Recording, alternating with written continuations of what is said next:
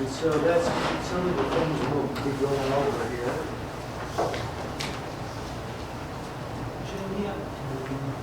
Do I have what? A pen? I do.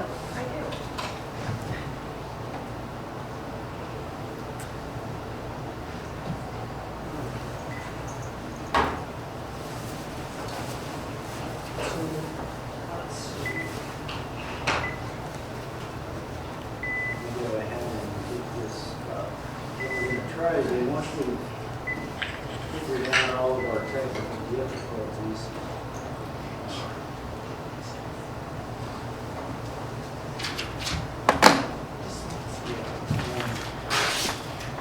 we will get contact sheets after today's meeting. I'll get everything set up, passed out around to everyone. Can you have emails on that? Because I got the original choose a date request, but I never got it. Here's the final date and time to do it. Just, So you didn't get the no. Well, I got the original one, which said, So you here's did the dates that you one like to this past Friday? no, it did not.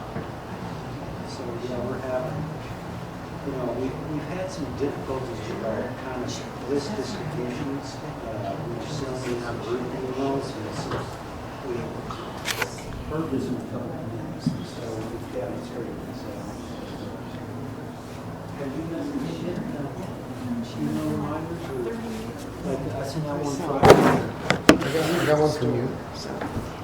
It's going to our general email box. It's not coming to my Okay. email. It's still going. You changed it, but it's still going to info. I'm just gonna return this. Okay. And so,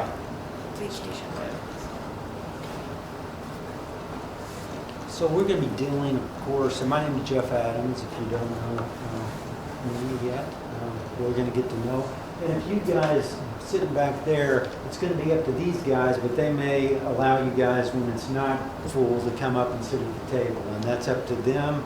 And that's part of the things today, being a task force, how they want to operate. And that's one of the things we'll be kind of going over today. And even if they want to just kind of go over the different options, and then at the next meeting, make those decisions, you're welcome to do that. Can we only allow one of them to come up here?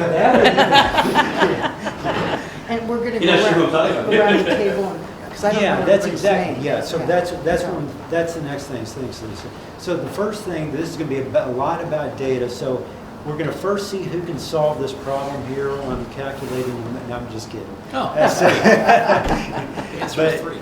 But really, it's going to be a lot of data, a lot of information, I think, that we're going to end up getting to. We're not going to have so much new data or anything, because I'll get to that. But what I wanted to do was, if we're comfortable, we're going to hopefully be working from these screens when I bring up data or look at the maps and things like that. I'll try to print out as much as I can, at least for you guys to have as backup. But I'm going to be using as much as possible this, and then posting everything that we do is going to be posted to our website, so that you guys can just pull it from the website, download it, whatever, and only print out the necessary things, because we're going to be dealing with a lot of stuff. And if you guys let me know, we'll get comfortable working together and going through this. But the first thing, just like Lisa said, I want to kind of do welcome and introductions. And the first thing I'd like you guys to say is your name, what your interest is in the short-term rentals, and then anything else you want to tell us about it. And so we'll start with Travis. I'm Jeff Adams. I'm the Community Development Director. I'm interested in short-term rentals because we deal with about 200 of them right now within the city. And that legislation's changed, and I'll go a little bit about that since we go into our mission scope of work. But ever since I've been here, it's been controversial or, kind of contentious, but at every place I've ever worked, I've worked in resort areas in the mountain towns of Colorado, Idaho, on coastal towns in Georgia. In every place I've been, it's a contentious thing. And so I expect that. I expect everything we do to be contentious, and I deal with that every day. I wish it wasn't so, but that's really what I want to do. I want to get as much facts as we can out there, and to kind of work from the same facts to build policy from. And I'm really about kind of data-driven solutions. That's my goal, is to try to find the best data we all can agree on, and we may not all agree on, but at least we say, these are the margins of errors, these are the things we're dealing with, this is why we think this data is better than other data, and to work moving policy forward in that. And so I'm really a data-driven kind of guy, anyone who knows me.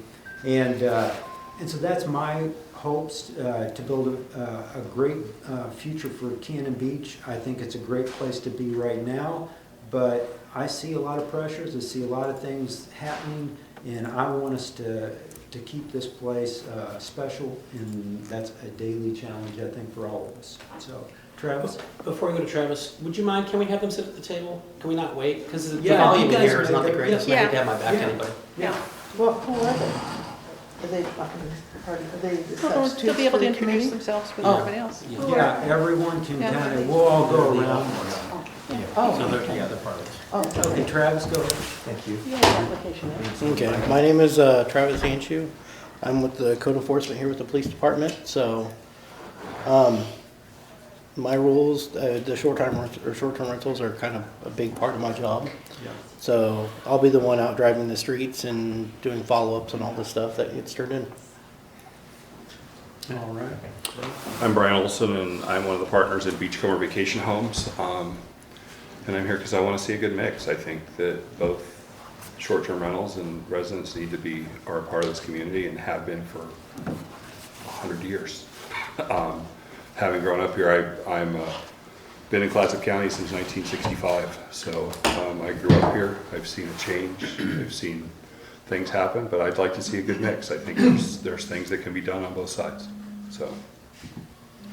I'm Jim Pano. I'm the executive director for the Cannon Beach Chamber of Commerce. So I'm here kind of to represent the businesses as a whole in our community, but I work with the Travel Oregon and Oregon Coast Visitors Association, so I have a really broader understanding of tourism in general, which I think might be helpful here in this group. I'm Linda Beck Sweeney. I own Cannon Beach Vacation Rentals, which will soon be 22 years old in a few weeks. I have been doing rentals since before we had regulations. So I've been through all of the processes as we've had to deal with them over the years. And I think that there's a good place for vacation rentals, not just because of what I do, but because it's a necessity for the community, both financially and for managing tourism in the community. And I think management is the thing. I'm a professional manager. This is what I do for a living. So I want to make sure the guests are happy, the homeowners are happy, the neighbors are happy, all the way down the line. It's got to be seamless. And so that's where I am. my name is Lisa Kerr, and I'm a member of the Cannon Beach Planning Commission, and I live in Tolovana Park full-time on a street that has more vacation rentals than permanent residents, and the neighbors aren't happy. Well, this is where we work it out. And I'm Claudia Tutandor Beck. I think I know just about everyone here except maybe Jeff and Travis. I've done some work for you. Pardon? I've done some work for you. Okay. In a prior job. I get around. So, And I own Cannon Beach Hotel Lodgings, and I've been in the hospitality business for almost 30 years. I've watched the community change along with Linda. Linda and I were neighbors.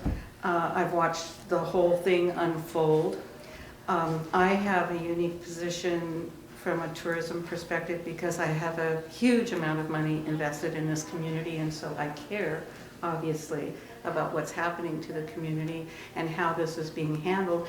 And part of what really spurred me to come and join, or ask to join, was that I had the unique and wonderful experience of living between two illegal rentals, short-term rentals, until we moved about 4.5 years. And it was awful.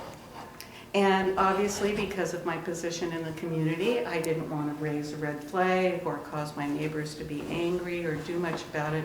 And I did wait for 4.5 years before I really said too much, except for the people that I know really well. But it was a horrible experience.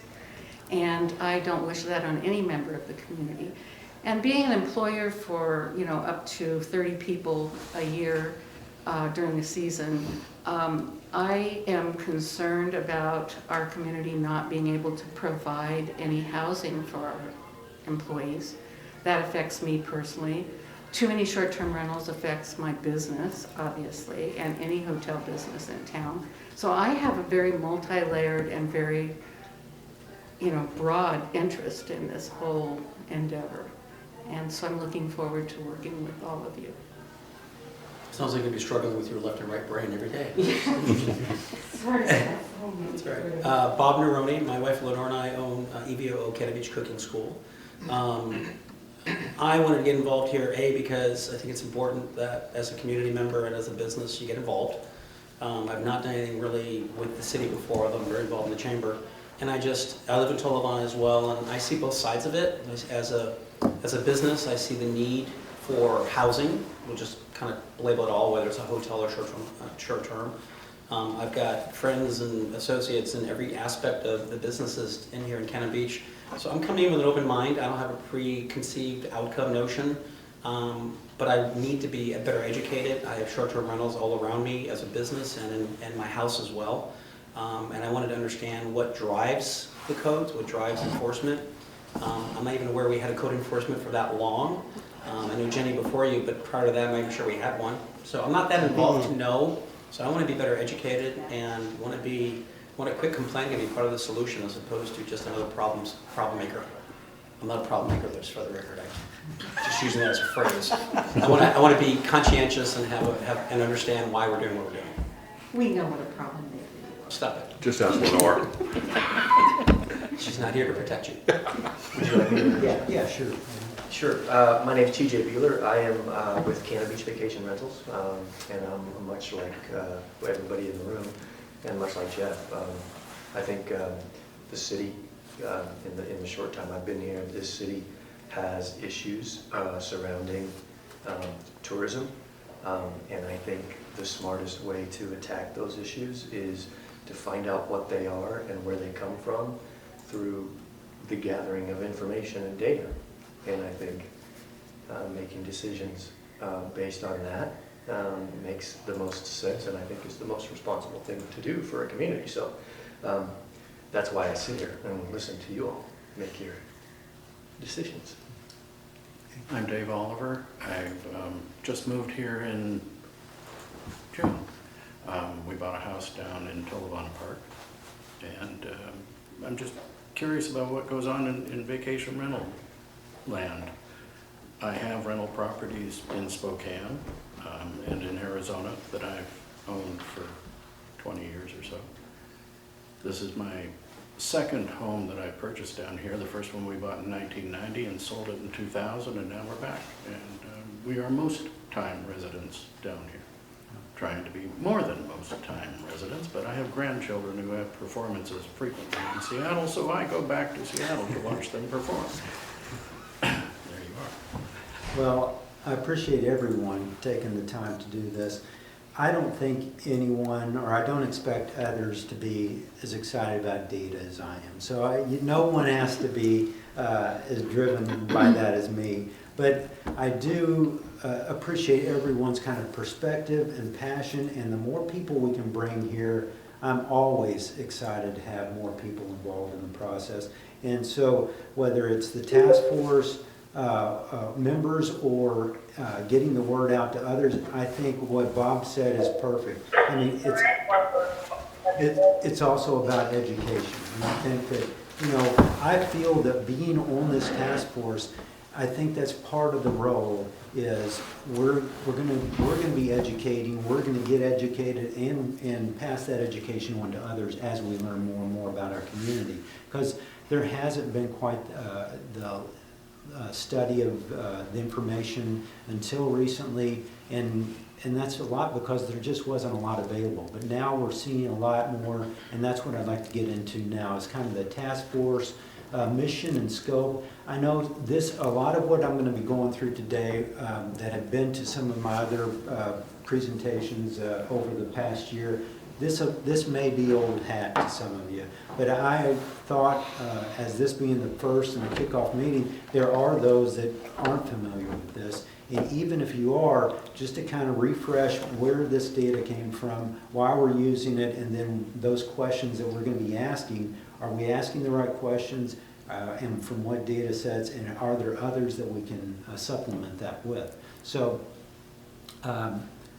we will do this through GoToMeeting, and I think I heard something, so I don't know if that's somebody logging on yet, but we will get this perfected or do a better job. These are brand new, these monitors for a lot of you guys. This is only our second month with these, and we're trying to get everything worked out, all the kinks, but we should be able to start doing everything through these and GoToMeeting as well. But the task. Yeah, this is Dwight Thompson. Here's Dwight. Oh, thanks, Dwight. Thanks for.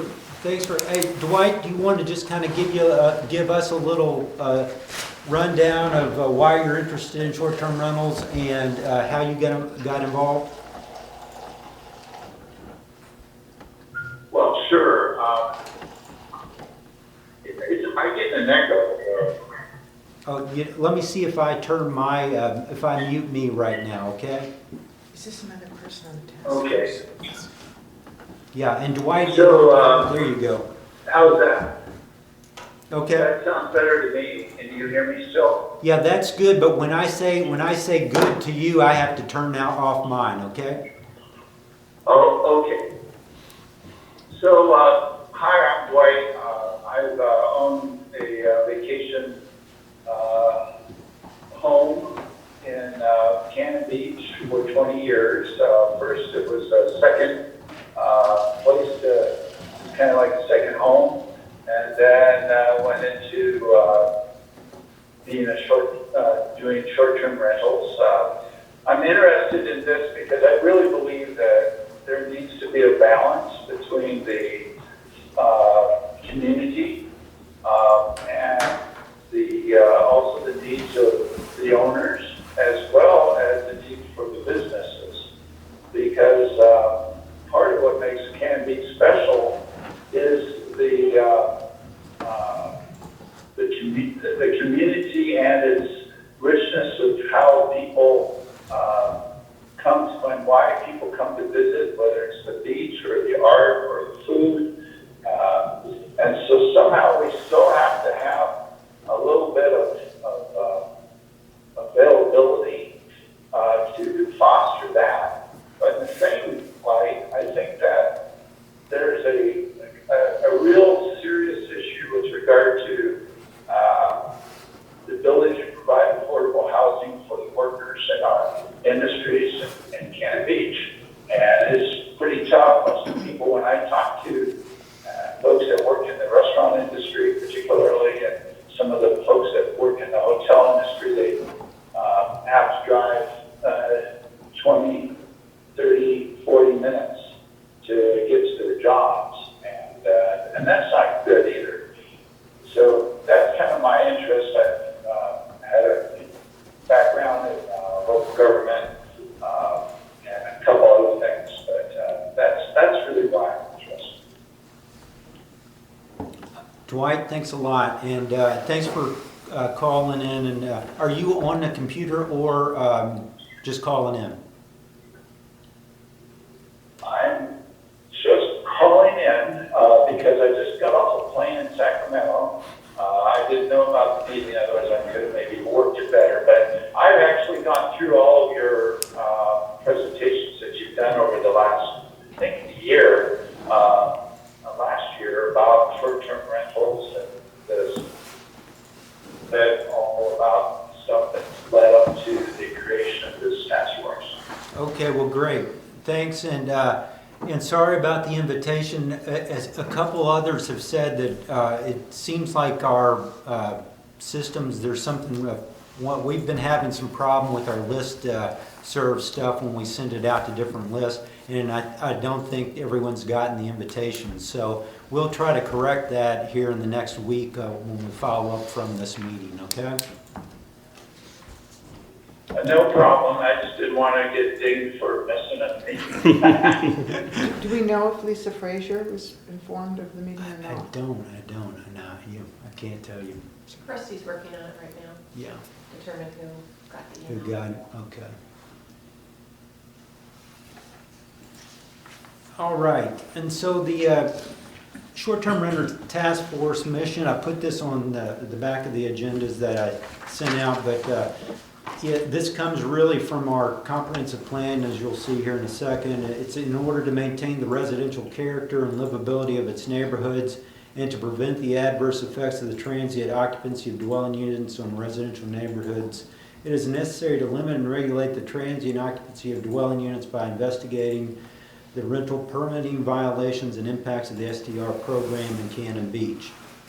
And so they took this pretty much from our comprehensive plan language, the council did, and it's also takes effect into our zoning ordinance through 1777. And if you don't have the short-term rental ordinance, I'm passing this out because this is what we live by. This is really what we're, as much we can talk about anecdotally and what happens with this and this, when it gets down to brass tacks, this is this is the legislation that's behind everything that we do. And so, just to take a typical problem, let's say parking, too much parking. Yeah, we refer to this in 1777, 90 occupancy and parking. That gives you the breakdown all the way down to the footnotes, which is one that I always have to point out to people. Footnote D on page 5. At the very top of the page, each off-street parking space must be located entirely on the property and must be at least 9 by 18 and must be accessible from a driveway or a public street.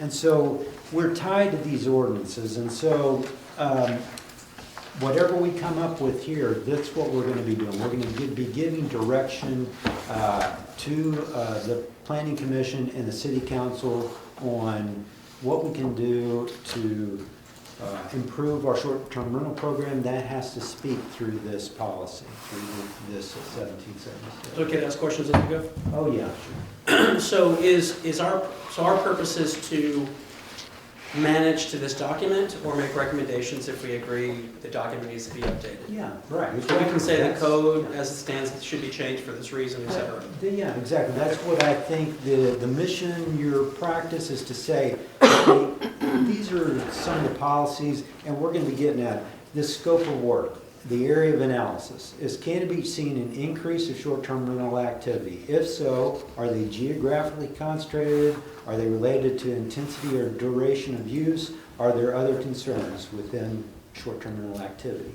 Is Cannon Beach seeing an increase in short-term rental influence complaints, parking, activity related, other concerns? Are there current issues with the short-term rental program? Do current short-term rental rentals meet parking requirements? What is geographic zoning districts and other program-related breakout of the data?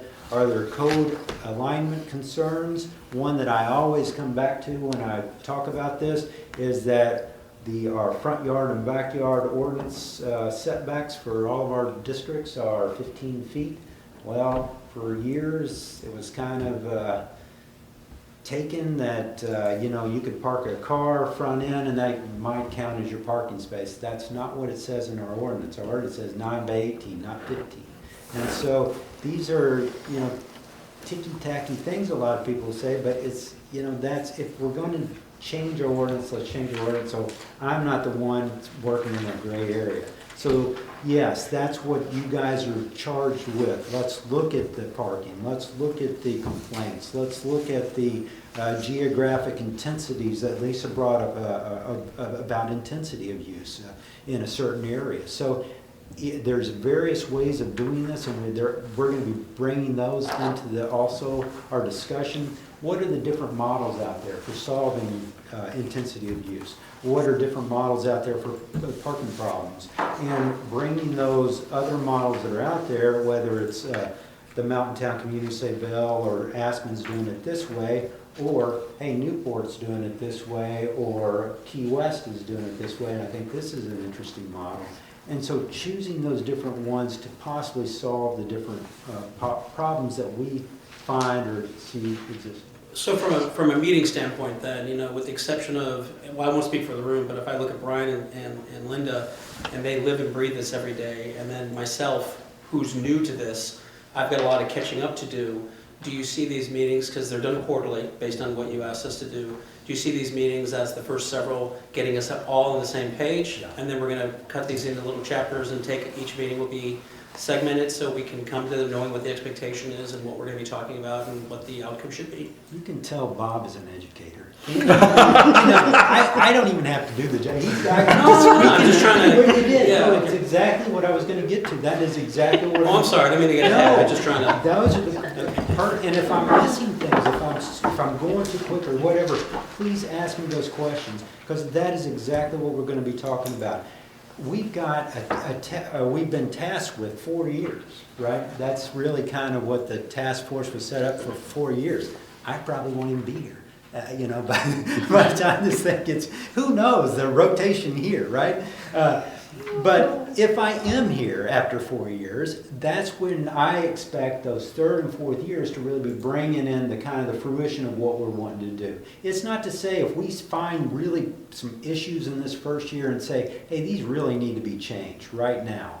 It's not to say we can't make those recommendations. We've gotten a pretty open kind of canvas to work with, but I'm going to be working with you guys to kind of, like you said, let's all get up to kind of speed on short-term rental processes, because quite frankly, people come to me to seek advice, you know, probably at least monthly, if not more than that. I get asked to, how do we do this? Why are you, because they see us kind of as a leader in many aspects, or they know my experience in other communities. So, you know, I've spoken in other places about this, and there's there's a lot of different ways to do this, and so I think that I'm always learning. I'm learning something new every day in this as well, Bob. So I appreciate that. Jeff, quick question. Yeah.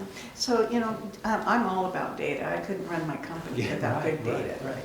So I'm just curious, how, can you just kind of lay out for us how we're going to gather the data? That's one of the things Okay. you guys are right on. So we began this with short, you know, I came on board almost at the same time.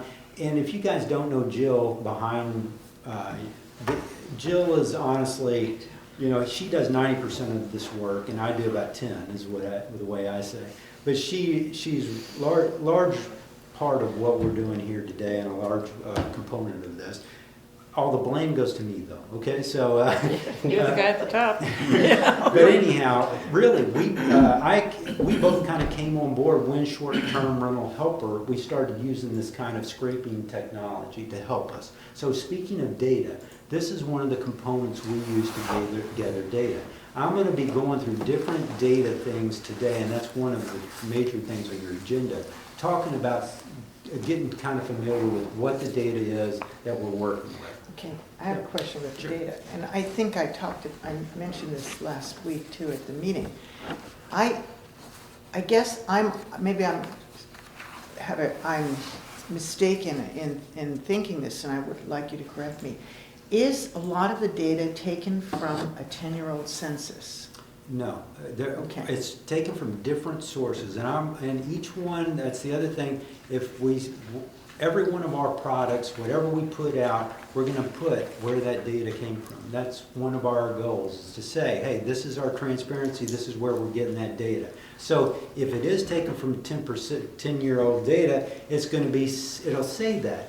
But we'll also qualify and contextualize that with other data. right? So we're gonna get to that here in just a minute. And I just wanted to ask, did you ever, have you gathered data from all the short-term rental agencies, like asking them how many properties they manage and Like from compiled- each one. So Yes. those are the other questions we're gonna be getting to. So after we go through the different data sources that we're using currently, what are the ones that would help us supplement that we don't have? Or what are some we may not even be able to get? Like you said, we don't know if we can get that. That's proprietary type data. Are we allowed, or would they provide that to us? We haven't done that yet, but that's one way we can do that. And other jurisdictions do require that. And so there are different techniques for getting that data. So we will get into all that, but we're gonna have to hold our horses to kind of get to that, okay? So I'm with you on that. So this is where we began really kind of saying, hey, we can get better data, okay? And so short-term rental. Can't see it at all. Oh, you can't? Not even a bit. Okay. No. Can we You can enlarge see it a the little brochure, but bit? it's not very. No, I have to go right. I think I need. And this one right here usually works, but we're having a little issue. You're not alone, Lisa. I can't see it. I'm counting on him to Yeah, I tell us can't what's see on it there. either. I'm so- assuming that I can look it up online and. No, I'm gonna bring up some examples here in a minute from Okay. post-compliance. And so this is the first one. We got it about a year and a half ago, right when I came on board. And it's called STR Helper. It's been bought and sold by Host Compliance a couple times. It's different companies. These things are switching providers and merging and not and unmerging. So currently, it came out of, hey, these changes that we were wanting or that were about to be made as part of legislation update last year, and really started 2 years ago. But it came through last year, and it was all around the unlimited, the 5-year and the 14-day, and trying to possibly phase out the 5-year. And so that's where this group kind of came out of as well. And so that was approved, conditioned upon this 5-year and years short-term rental task force.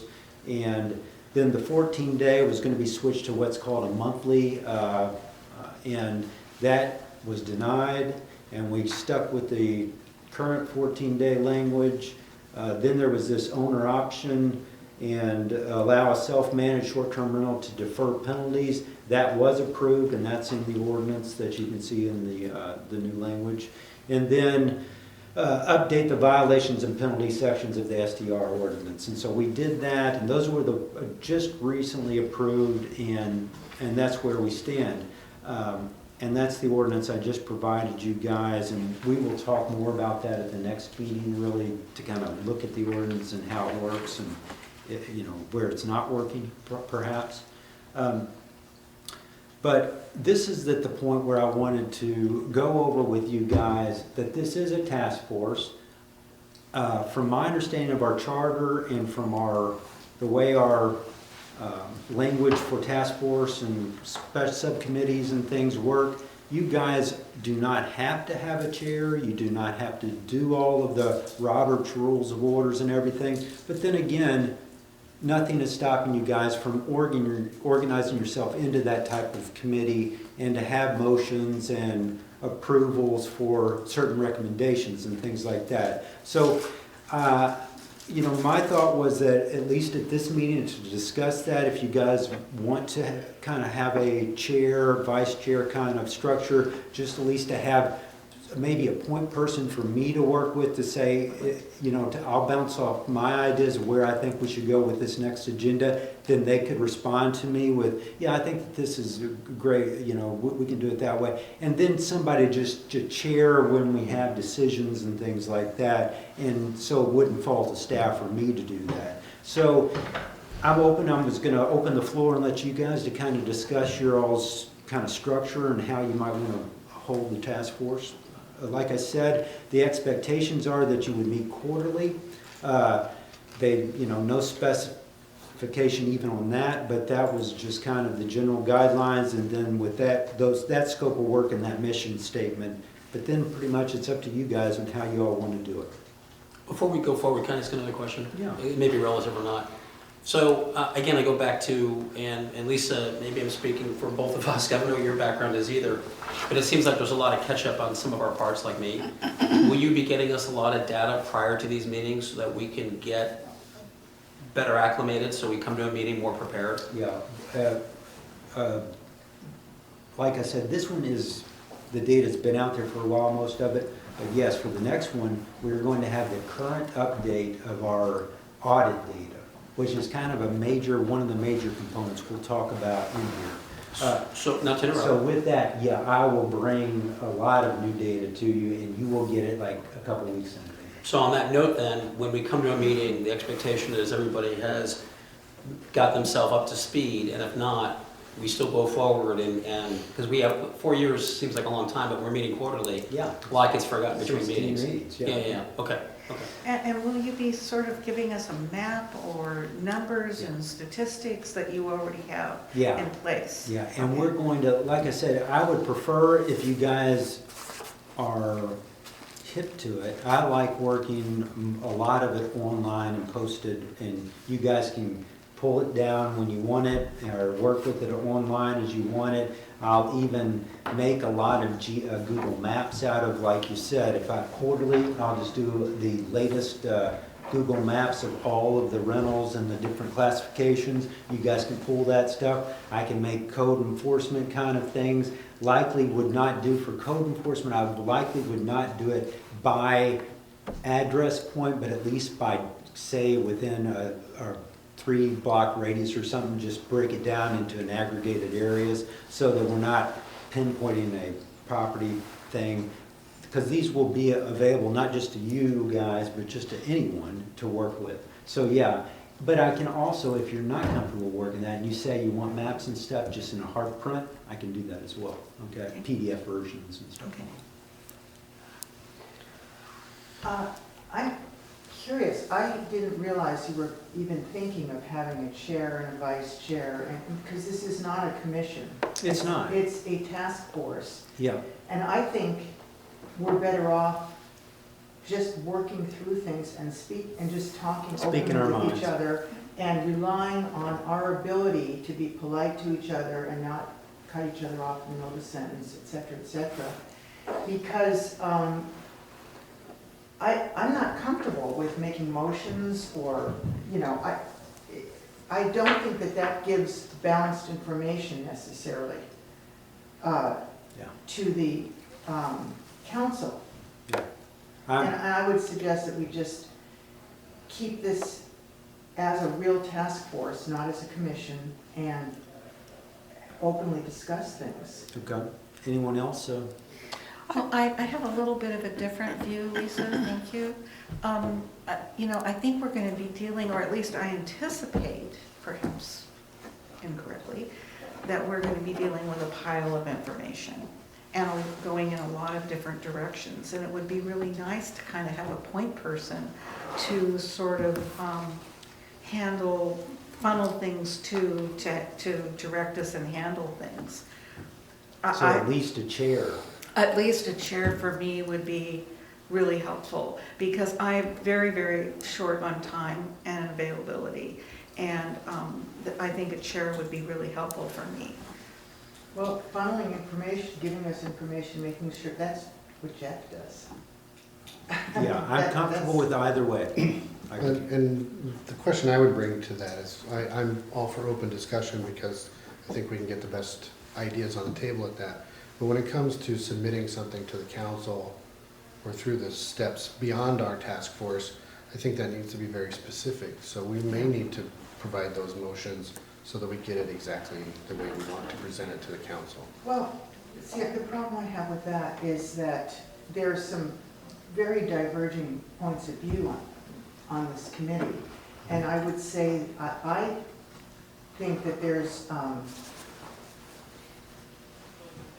and I think this was one of the concerns with the committee when it was first put together, and one of the things that was expressed by the council was there's a larger proportion of people involved in the short-term rental business than are not, or Chamber of Commerce, or, you know, people who make their livelihoods from tourism than there are people on this committee who just live here. And so, and I think that voice is, there's not that many people who are from that point of view. And I personally am not going to sign on to a motion. That is something that I don't, because I don't think that that's our job. I don't think we're making motions, and I think we can put out our recommendations. 5 people thought that A, B, and C. There were several people who thought D, E, and F. We're not making motions and giving, this isn't a quasi-judicial committee. It's not, that's not what we're supposed to be doing. We're a task force to come up with solutions and to see if there are solutions. And let me first let me validate, Lisa.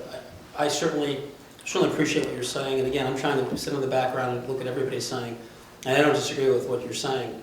What I want to understand from what everybody's saying in the room is, yes, we have everybody has a diverse background here, everybody's got a different opinion, but at the end of the day, whether we have a chair and we make motions, we're not all going to agree. It's just the nature of this beast. And at some point, we still have to make a recommendation to council. And if 2 of us don't agree on the direction and 5 do, and the 5 do happen to be in businesses in town and they want to promote businesses, I have no problem going to council and saying, well, it was a diverse group. And even though the majority said yes, understand that the minority who said no represent the community and not businesses. I think there's a happy way to get there. My concern is, no matter what we do, at some point we have to say, do we all agree? And I'm not sure we're all going to all agree ever. So I think the question comes to, if I'm just kind of putting this in a big bucket, and I don't want to paraphrase for you, Lisa, is that at the end of the day, what happens as we try to move forward and we continue to have stalemates because people who live here have one opinion and people who have businesses that represent this task force have another. So how do we conflict resolute otherwise? Yeah. Is that fair? It is fair. yeah, that's well put. And I don't think, I mean, we're not, I just don't think that what the council expected from us, at least from my understanding, was for us to pass motions. I don't think that was even anticipated. Yeah, and to finish my thought, I want to first make sure I validate properly, but to finish my thought, if this is a task force to just talk about it and we're not going to have a strong voice to go back to council, then it begs the question, why are we even here? Because I've got a lot of things I got to do, and if we're not going to make an impact with this task force, so I'm conflicted. A strong voice is one thing, but I mean, to pass motions, through a majority. In other words, we're not a representative body here at all. But you are an appointed body. We were appointed by the people who volunteered to be on it, and that's how it happened. And they cut down the number of people on it because it was so top heavy, but it still is, And so I just don't, I mean. It is top heavy perhaps, although I think there's a lot of different I'd like to opinions. say something. Yeah, go ahead, Dwight. Go ahead, Dwight. Well, there's another way to look at this, and that is I think we need to, we're going to be together for quite a while here. And so, first of all, I think we should focus on what we can, as we go through this, and not ahead of time, but look at what we can agree upon. And I think we could also all agree upon, there's going to be a couple things on the list that we're not going to agree upon. And there's nothing wrong either taking no position and certain members outlining the different views on that, or allowing for minority positions on unique questions before the task force. And then the other thing I wanted to say is that I fully understand Jill's and the staff's issue of us taking up the time. So we need to be sensitive about that.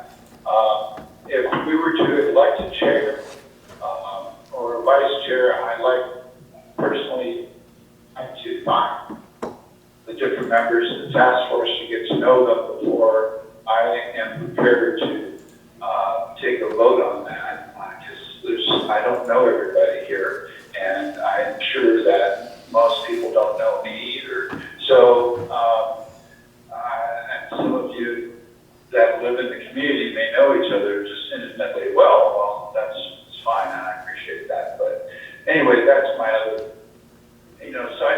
instead of thinking about our differences now, I think we should look on doing our research and getting a lot of information done over the next few months, and then work on just finding what common things we can agree upon, and then work on the harder questions.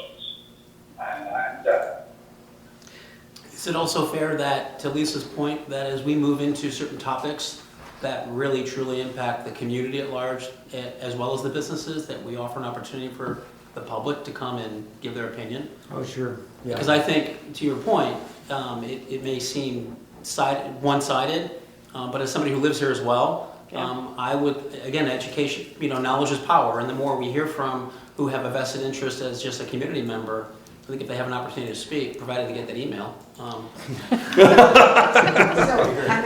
in the same club. I agree. It's not like we're making any real big decisions anytime soon. Yeah. A lot of us don't know each other very well. Some of us don't know all the members on the commission or the task force. So, I don't think that we need to race into a chair, vice chair situation. Right. We have a lot of ground to cover. You bet, yeah.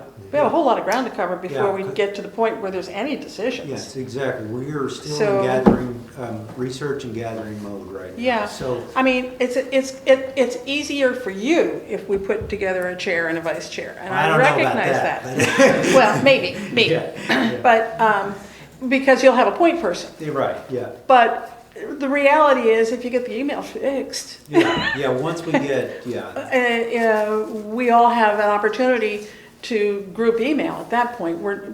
Because we're not a governing body, Right. we don't have to follow the same rules. yeah. So we can all have impressions and thoughts and opinions on things that come out if we choose as a group, Yeah, online. But the way a motion works, when you have a motion and it passes, people don't hear the minority opinion. If the planning commission makes a motion and it passes, and maybe 3-4, people don't hear what the 3 had to say, the council. Yeah. Unless they go back and listen to the tapes. And Well- very few council members have time to go back and listen to the tapes of what all the discussion was behind the motion. So that those 3 people's voices don't get heard, just the 4 do. And so that's my objection to the idea of I would just passing say, motions. on that note, Lisa, I agree that's the way that it's been traditionally done in Cannon Beach, but I've worked in many municipalities that don't handle it that way. They definitely give you the exact date, the exact count of each, who voted which way, and the background of how that decision was made. So we can, even if we did go to the motion, we can still supply all of that same thing we're talking about, having those dissenting votes or about. I agree with everyone, I think, wants that. They want that transparency in what we're trying to get to. Oh, I don't think there's any question about that. Yeah. And we live here. Yeah. We live here too. I live in a neighborhood, Yeah. just like everybody else here. And I value my neighborhood and the power of the neighborhood Yeah. as an entity into itself, with or without the added visitors, whether they're personal, second homeowners, or renters. Right, I mean, there's lots of pieces here. We're just not all renters. right, there's a lot of mix. There's a whole lot there, and we all value the importance of our own neighborhoods. Yeah, Absolutely. I have 4 vacation rentals in front of me and 1 across the street. So I'm surrounded Yeah. by vacation rentals, and I value my privacy and my home and where I live, and it's important to me as a resident as well as a business. Absolutely. so to kind of keep us moving, I'm thinking we had a good conversation about this, and that we'll discuss it at the next meeting and see if we want to keep that ball rolling and in which direction. But I don't feel that we've been tasked. I'm with Lisa on this. I don't think that we were said, hey, you got to be a committee or a commission. That's never been my take from the council on this. And so I don't think we're forced to do anything. How we want to operate in the future, and if it helps us function in year 2, 3, or 4, then we may want to pick up some more of that kind of thing. But for now, let's just get to know each other and start working towards some of these uncovering some of these common ground as was stated. So, so I'm going to start looking at some of the data, and then then we will talk about where some of this data came from. For instance, like this data came from our records, which came from Cassell, which is our old electronic kind of financial system, okay? And this was done before me, that's why it's moving from right to left instead of left to right. And I don't even know where this, data lives anymore. And so our Cassell system, our financing system, one of the things you need to know is we're going to be going to electronic permitting, which is run through the state's electronic permitting for building permitting, land use permitting, code enforcement, public works. And so it's a much more user-friendly system. It's even got a client-side access point so that people can get building permits and other permits from just online through there or mobile. And so we're transitioning as a organization as well on this. And so we're getting better data through different means. This will be one of those, so that we can track. If I were really wanting to go pre-2015, I would have to start doing it through hard copy and things like that. So that's where we are as an organization, and it's a challenge from our perspective. It takes a lot of hours and time to dig into historic kind of records, okay? But as I said earlier, we started with what's called short-term rental helper.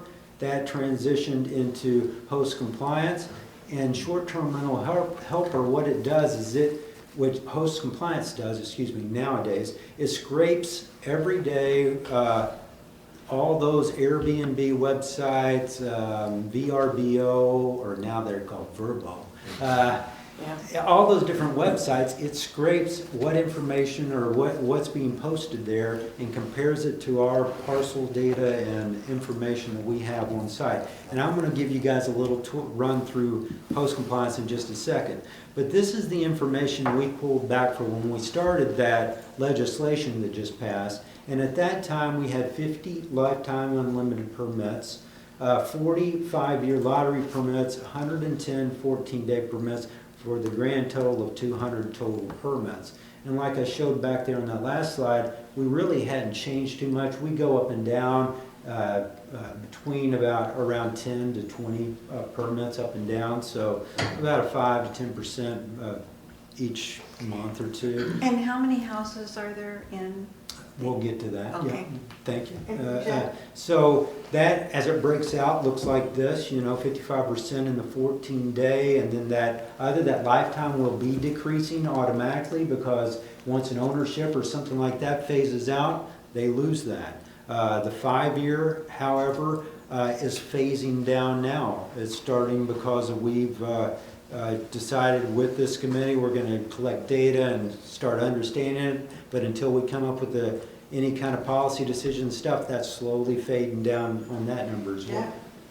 When you say you scrape data, though, you scrape information, so I understand the Airbnb and the VRBO thing, but you're not accumulating data from all the rental agencies about how many houses they actually are operating?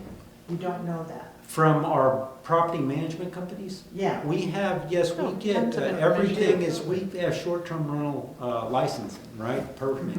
So we know by each one of ours how many is doing. None of us operate without A permit. without a permit. Right. I would not allow an And illegal rental. So all of those are through the city. So it's through the city. They know exactly how many we have. Yeah. But on that note, do you have any idea of how many illegal rentals there are? Or are we getting? So we'll get there with the host compliance. I'll kind of touch on that briefly here in a minute. And also, and we're going to get there, I'll stop too. Yep. When you allow for the unlimited that won't transfer, the lifetime ones, I know permits change back and forth. What was the thinking behind giving not just changing it then and saying you have 10 years and then this is gone? Why is it lifetime until transfer? I think that has to do just with Oregon law and, Yeah, you know, at the time. they were doing it before. It's just like our zoning ordinances, you've got that pre-existing use, so you're. Grandfather. Yeah. Okay. Lynn, if I remember, those were all already paying taxes Yeah. and Yeah. complying with. They with the- signed up, they had a window in order to create a lock in on their license. Yeah. Or their permit. And so people that locked in, they were grandfathered. Yeah. But they had a period of time, they were already renting, but they And gave had, them a certain window. they gave them a window to lock in to make sure that they were going to continue to do that. There's a lot of people who were renting then who didn't realize the lock-in was happening and they Yeah. lost their permits. Yeah. Which is the way it went, so. So when we did our first short-term rental helper scrape of our initial, in other words, we inserted all our properties and they did their first review, we came back and they said we had 23 properties that were identified as non-compliant. So that's the first, that was back in October prior to this past October, so a year and a half ago. And upon further staff review, which was Jill, we had 3 properties. So she scraped the scraping, and really it boiled down to 3. The 20, not truly. They were mainly, I think, the RM, the ones that were in RM, is that right, Jill? There were long-term transit type uses in those. 2 of them have been resolved. So we did have 3 that were non-compliant, 2 have been resolved. And like I said, some around 90,000 tax interest and penalties. And there were 5 to 10 properties that were wrongly addressed. There were 5 to 10 properties which we issued permits, not found by a short-term rental helper. 62 were recently identified as new listings. So this, when I did this presentation, this was about 6 months later, and they had just done, an STR helper had just done a review again, and it did the same thing. So we kept going through this kind of cycles.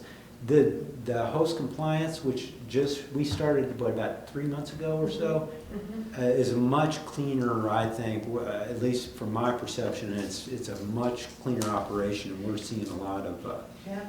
yeah. Are Airbnb rentals, are they managed by property management companies locally in town?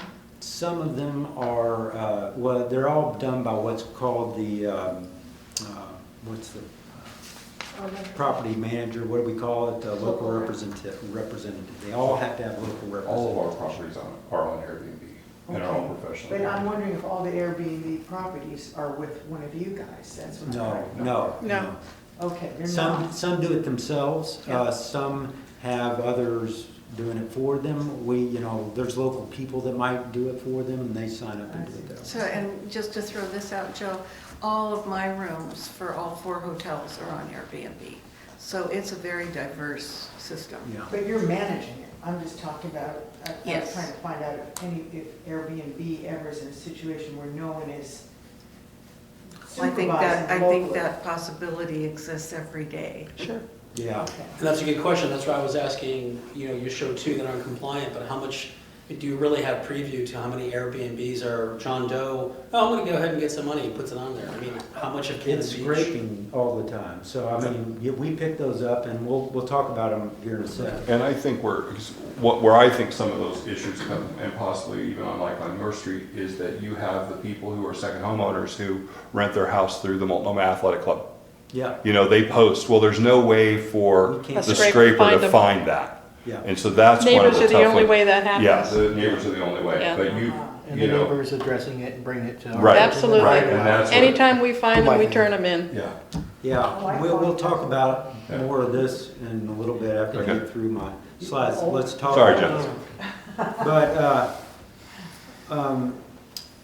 we had 94 14-day rentals audited this year. We had 7 violations of the 94, so of that year. That was a year ago. So when they did the last year's audit, that's how we kind of do that. People present their audits, and we review those and find violations with those and try to work. So through them. they rented outside of the The 14 days. Yeah, so they were.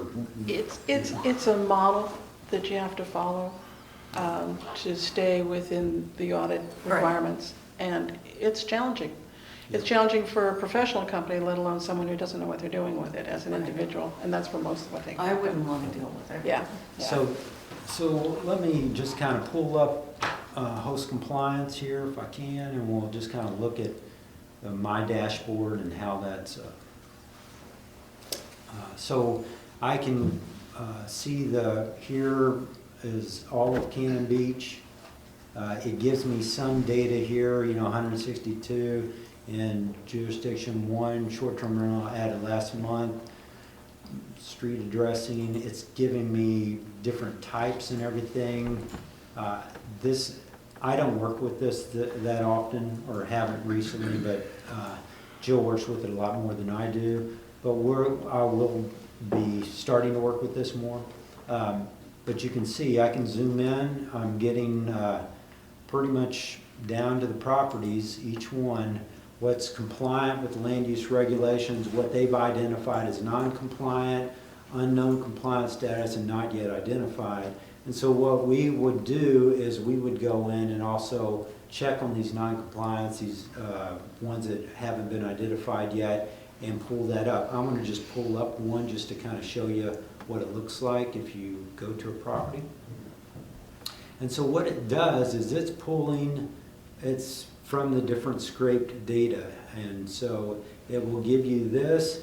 It'll say the listing URL, so I can click on that, and where's it connecting this? Where's it connecting the dots, in other words? What's it scraping from? Well, this is where it's pulling this Airbnb data for this one location. And then, if I want to check on all of this, I can check on their reviews, and this is what Jill and Travis often do, and how they check and collect data to go after compliance or find those ones that we've had some issues with. Let me see if I can pull up a recent one.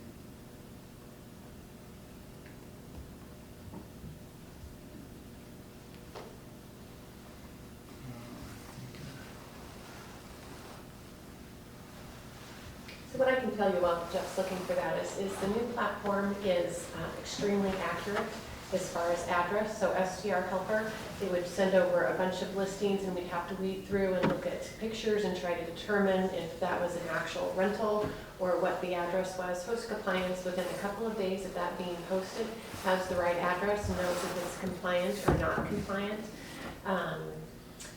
So it's been great. And plus Host Compliance is scraping over 150 different sites, so it's not just the big Airbnb and HomeAway. It's 150 and ones I had never heard of or seen. So it is extremely accurate and timely. So like from that last report, so like I just showed you where it's pulling from, we can pull up, and this is one we just recently had found, and someone was written improperly, and you can see it ties it down to that location, which I won't stop on. But how do we know? Well, they're not supposed to have a short-term rental, and you can do a nightly rental, and you can copy this and PDF it and show them, and it's date sensitive or date stamped. And so we can tell them that we found this on Airbnb, and so we can add those up, and that's how we build the cases to the violations. And then Travis gets to talk to them. Yes, he. Good job, Travis. So, any questions on? Hope we can go into a little bit more at the next, but I just wanted to touch. That's where we get some of this data that we're looking at, and it helps build. Some, like you said, some of the other data we'll be getting into is the code complaints. So does the tool overlay when you find all these things, so you don't have to constantly go back and manually say, do we have this one, do we have this one? Does it overlay it and basically flag those that are not compliant? Right, move it into And there's like a million different filters you can add to it, and it really dives in. And every address that's verified, somebody's gone in and actually looked at it and verified it from their website. And then they have to write how they verified it, what landmarks in the house verify. So, wow, they're really in depth. That's cool. The other data source is what Lisa was speaking of earlier, is the census data. So, as you guys know, it's that time of year, or time of the decennial. I'm not going to quiz you guys on this, but there is a really good document if you're wanting to understand how the American Community Survey and the census works and what that data that we're going to be talking about and utilizing a little bit here, what the differences are between the two, and how powerful a tool this is. But the difference between the American Community Survey and the 2020 census, and that's some of the data we're going to be looking at here in a minute, is that the 2020, or the census, is taken every 10 years. It is a count, and it is every person counted that, to the best of our ability as a nation to count them. And yes, there are margins of errors in that, but usually compared to the American Community Survey, it is a smaller margin of error, because how the American Community Survey, that is always going on.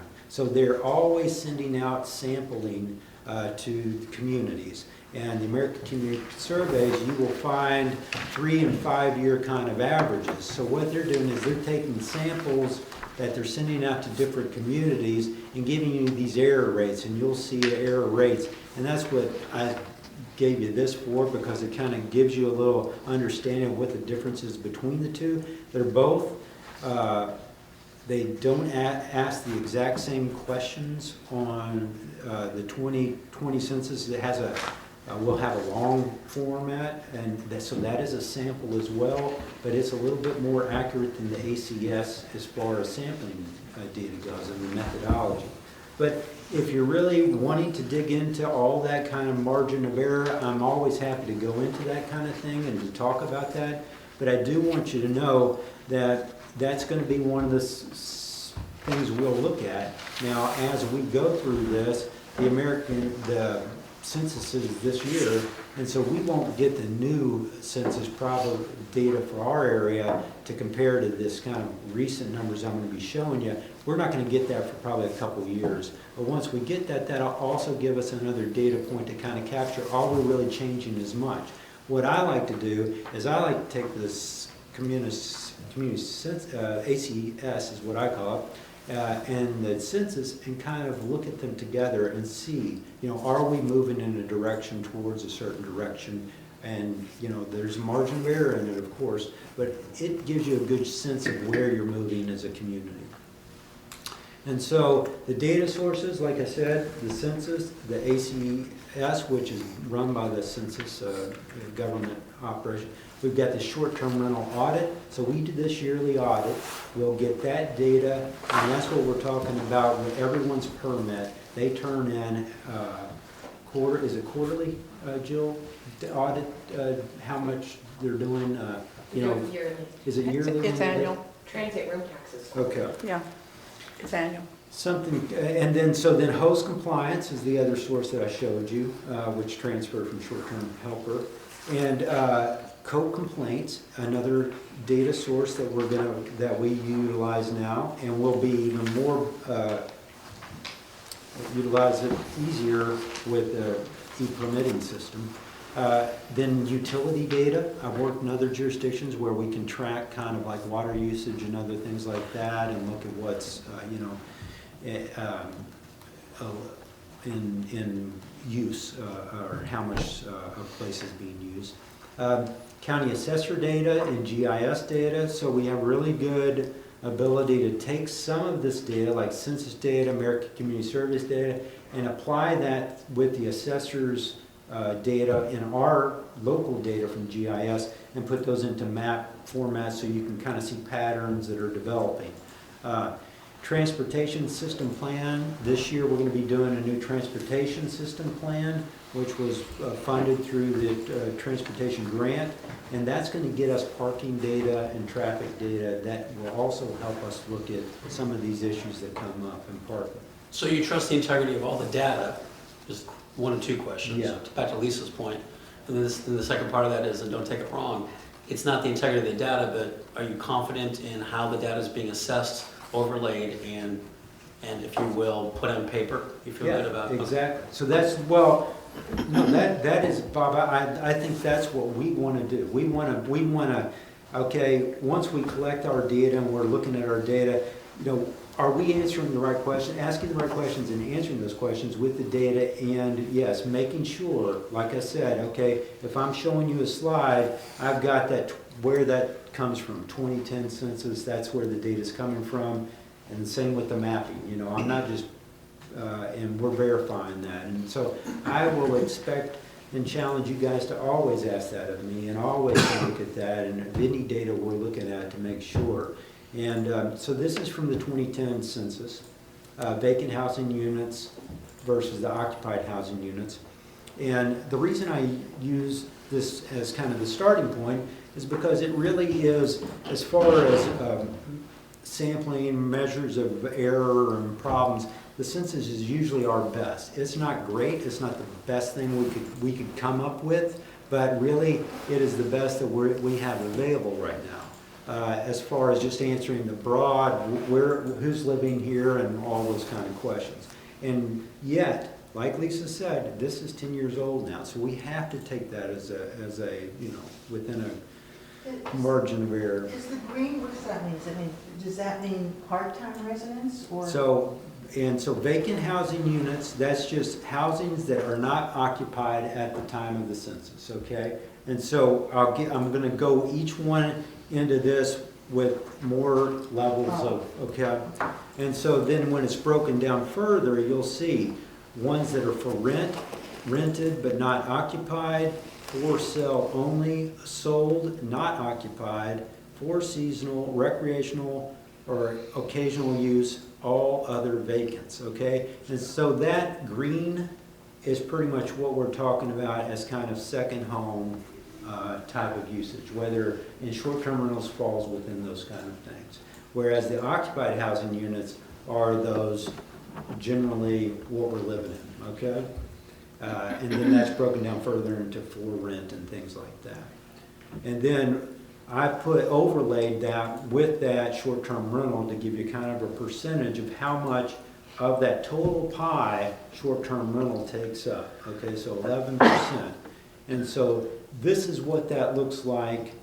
That first slide I showed you with that 110, 50, and 40, it's of that dark green segment. That's what we're looking at when we talk about the short-term rentals of that total number. Claudia, that you had asked, how many total housing units we have? 1,800 is about. Well, I've heard various numbers, so I was really curious about that. Yeah. And, you know, it puts it in perspective, how many units are short-term rentals versus how many homes we have in town. Yeah. And so then, one thing I want to challenge all of us as we do this is how does this compare to other areas and other ways of practices and other models and how it's done. So in 2010 census numbers, I asked Manzanita, Seaside, and Gerhard to pull together their numbers. And so you can see here on this, you've got, let me move that real quick. Okay. But you can see that Manzanita by far has the most there in that seasonal recreational short-term rental kind of market, where they're almost 75% of their housing is really in that segment. Whereas Seaside has the most in other renters and other, kind of a broader spectrum. Then, just like Lisa asked and Barb had asked at the Planning Commission, how does it compare to the more recent data? So the American Community Surveys, like I said, that's doing it all the time. They're taking samples, and so the most recent for them is 2017. And I want you to but unfortunately, they don't go quite to the granularity of that previous number. They don't break it down into for sale, owned, rent, and all those other categories.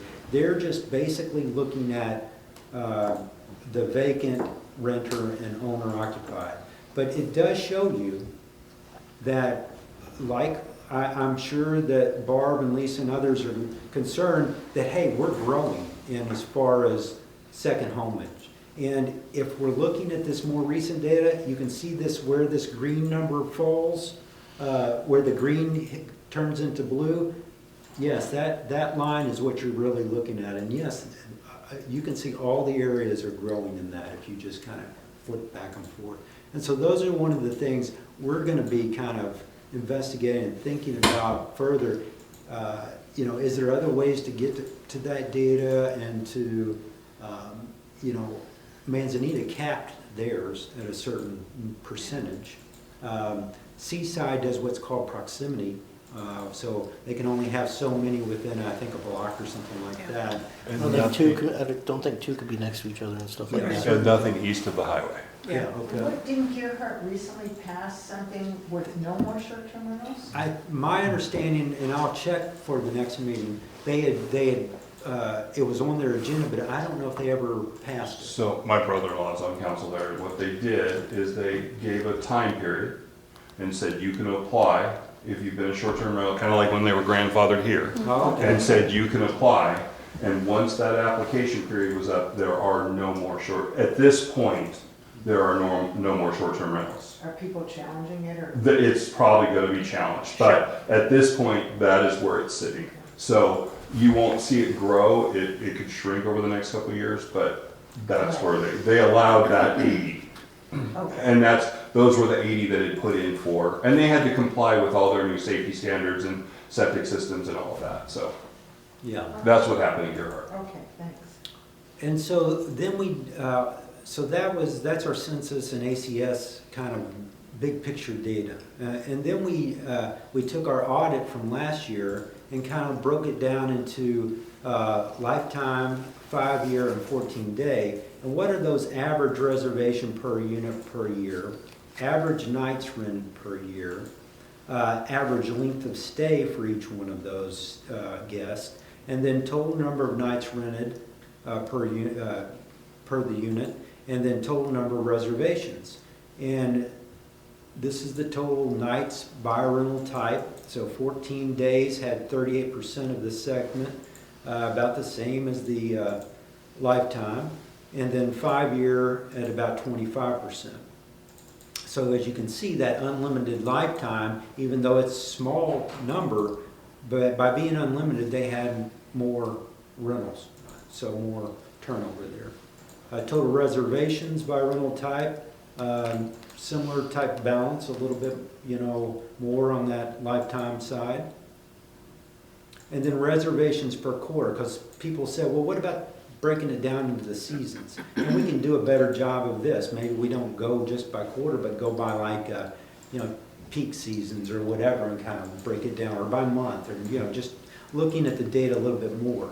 But this was our first attempt at looking at this kind of granular level, looking at this.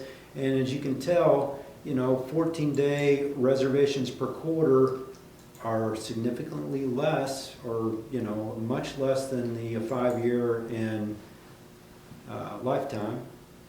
Nights renter per quarter.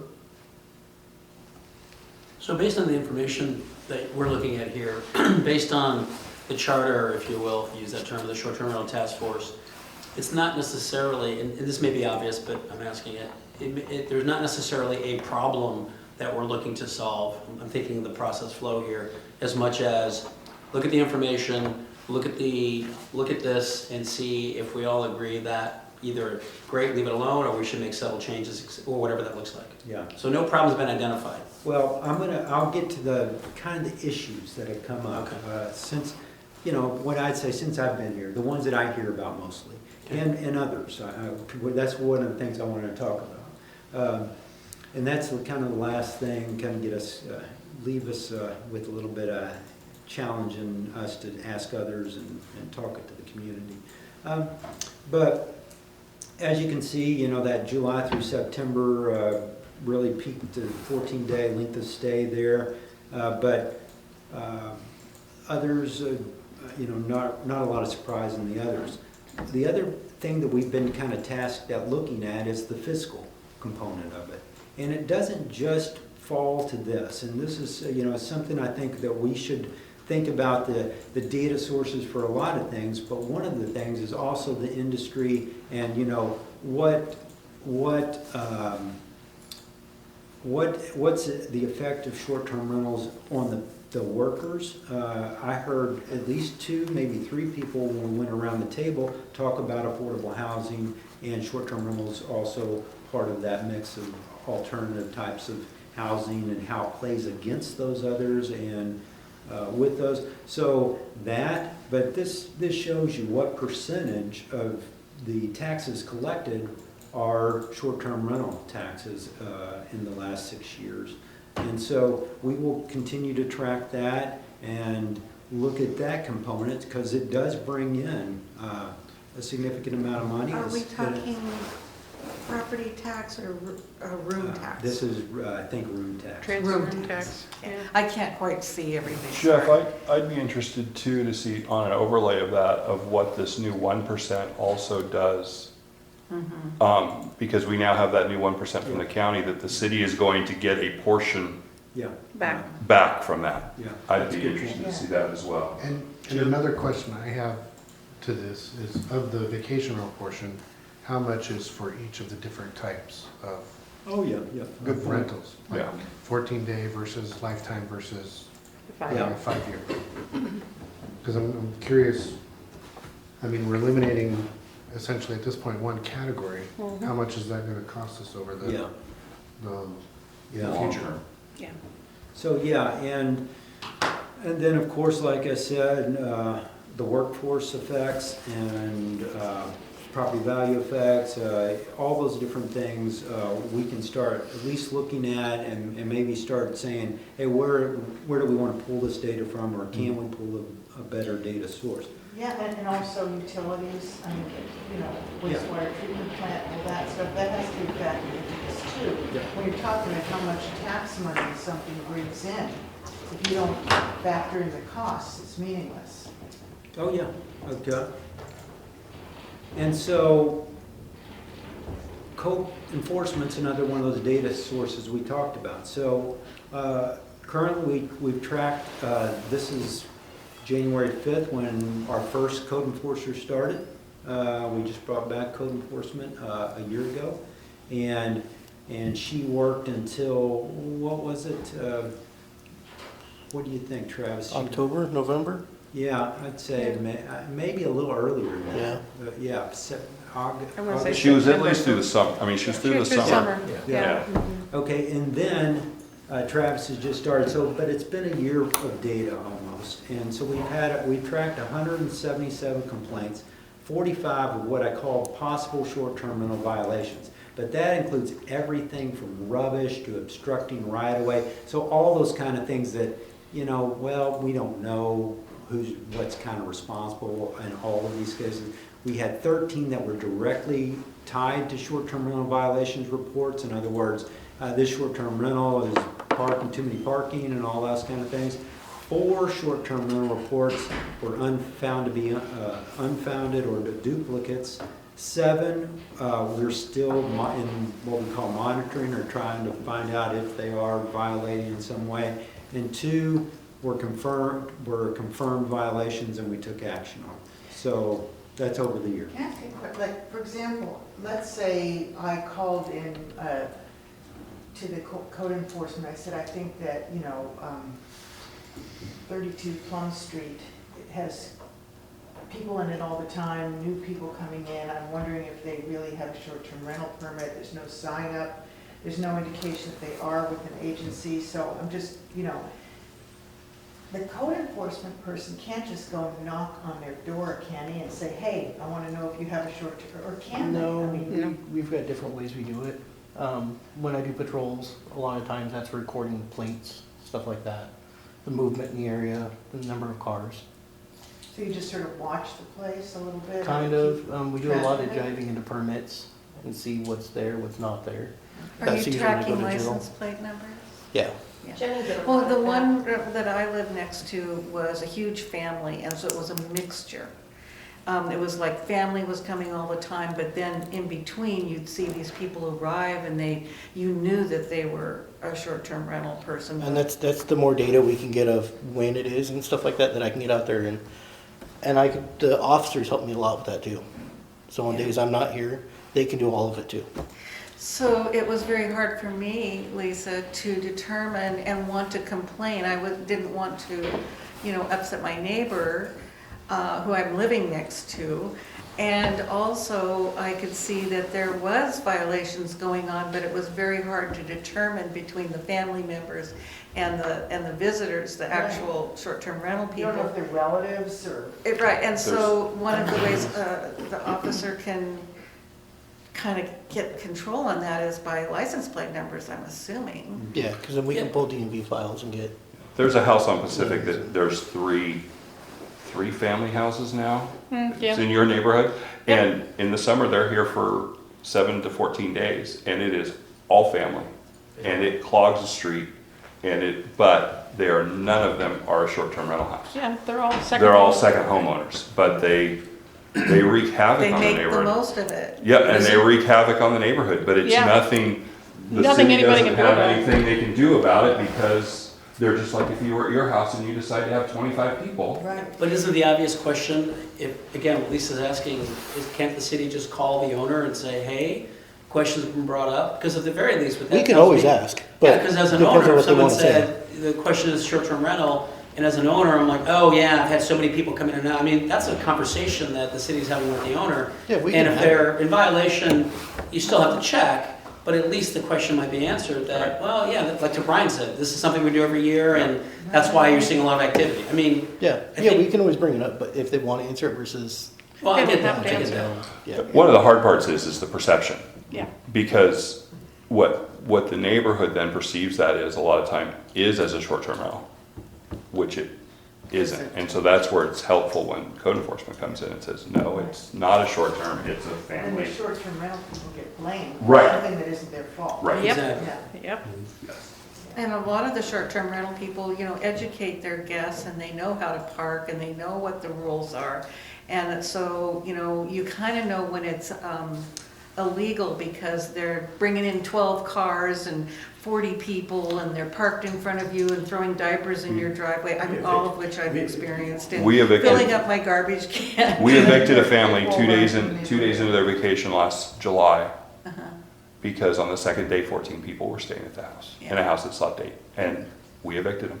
Yeah. I mean, we have it's in our terms and conditions, it's in all of our rules, and we have no problem saying, you violated, you've got to If go. it's a professionally managed house, generally that guest is under contract. Well, and And, I think exactly. most of our And they're companies educated, yeah. are pretty stiff on those contracts, and we take them pretty And seriously. that's why I think Cannon Beach has just made such great progress bringing in code enforcement finally. Yeah. For all of us who live here to protect us. And I really, appreciate and want to thank you, Travis, for what you do every day. Thank you. Yeah. Because it was pretty Yeah, miserable. you guys will see me Yeah. driving around the neighborhood, so we do a few. We look loops every forward to day. it. Mhm. Does this overlay at all to long-term rentals? Because, I mean, some of these things you're bringing up, do sometimes come into play with long-term rentals also. Sure. And Totally. We've got, just today or recently, the last couple of days, we've had that kind of conversation where between a short term and what's a long term, and a lot of people think that we also, they have to come through us for a long term rental. We don't do that. We don't oversee the long term rental. Like you said, some of the same issues are their issues. And I see it too. I live here in Cannon Beach, and I have picked up the trash from the same unit, walking my dog 3 times in the past 2 weeks, and I wrote a complaint into, and so that's the whole thing. We're reporting as well, staff reports or Public Works will report, and we're following up on those and tracking those and monitoring where we can. And, I agree. Often, from my perspective, a lot of what I come across, which I think this one that we're talking about, and most recent, is It's not a short term, it's a It's second not a home. short-term rental, it's a vacation home, and we don't even know if it's actually, they even know it about it. It's maybe kids utilizing Sure. that and partying. And so, you know, tracking this, trying to monitor that as best we can, that's a new, you know, just within a year, we're starting to try to figure that out and how we're gonna operate and work on that. So that's also us, and like Lisa brought up, it's also us educating others, you know, hey, we have a code complaint. Go online, complain, you know, we encourage people to make those complaints, because you're right, we're not going to, you know, we do the best we can with modern, but unless there's more people out there that kind of catch those things and make us, you know, address or keep us on top of those things, we're only going to be able to do what we can do. So, Jeff, question. Have any of the communities that you've investigated ever passed any kind of rules or regulations for empty houses? You mean for trying to cut down on second homes or whatever like that? That are just vacant Oh, yeah. constantly? Yeah, I mean, we do have a vacant housing ordinance, actually. But now, that's really what most jurisdictions would call dilapidated or that type of, just to make sure that, yeah, the roofing doesn't go and things like that, and they stay maintained.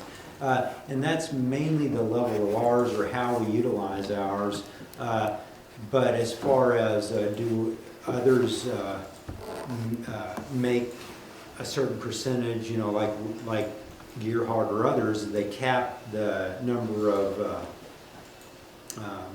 short-term rentals. Do we have caps on other types of homes, like second homes or whatever?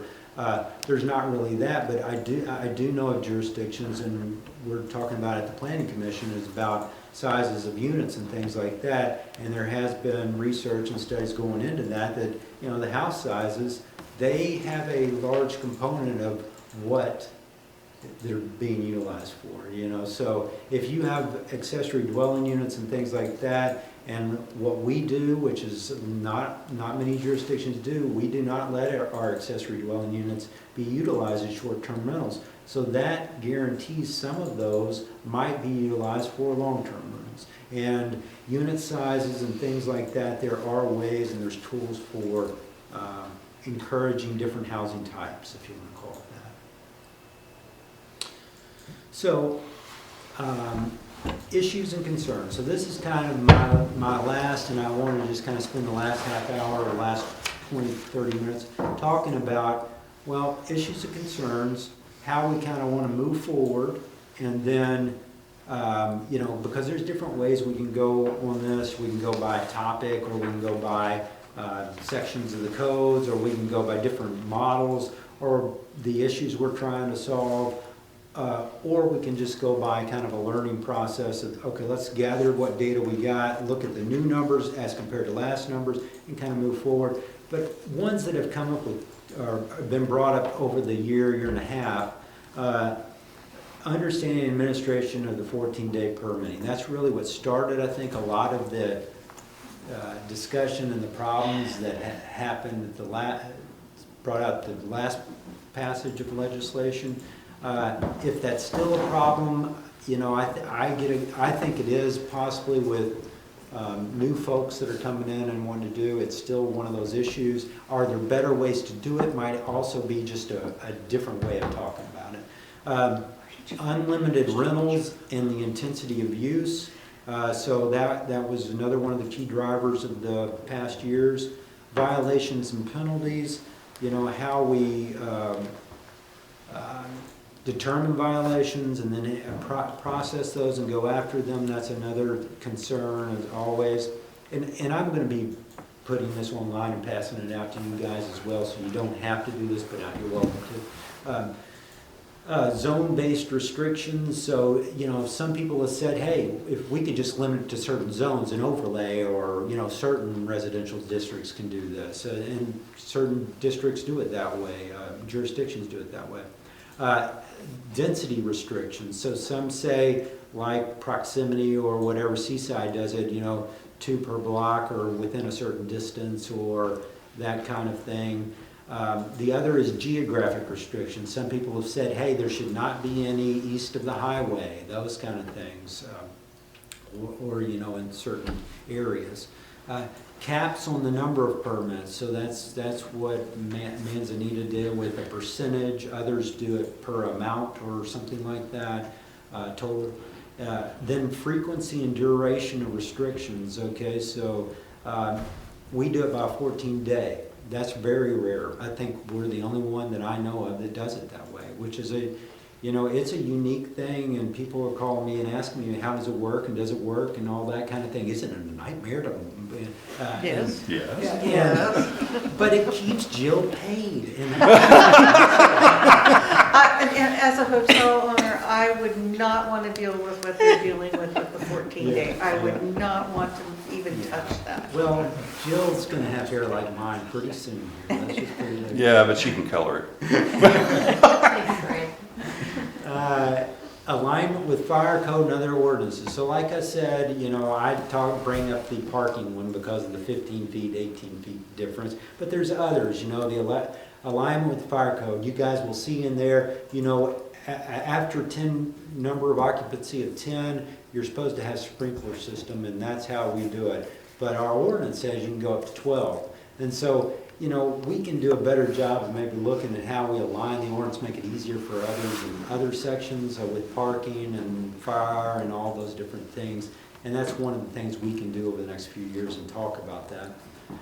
And then off-street parking, I think, is maybe our number one concern within the city, not just in short-term rentals, but in all areas of concerns. And so that transportation study, one of the key components we've written into the scope of work of that is parking, and that will be a driver of that. And so we're hoping to feed off of a lot of what we learned from that with this group. Hey, Jeff, off topic, has anybody talked about raising the parking fine from $25 to something that's more substantial? Yeah, So it has. yeah, I mean, for 25, it costs me $25 to park in downtown Portland. Oh, I mean, exactly. so, it's like if I go to Fisherman's Wharf in San Francisco, it's 50. Yeah.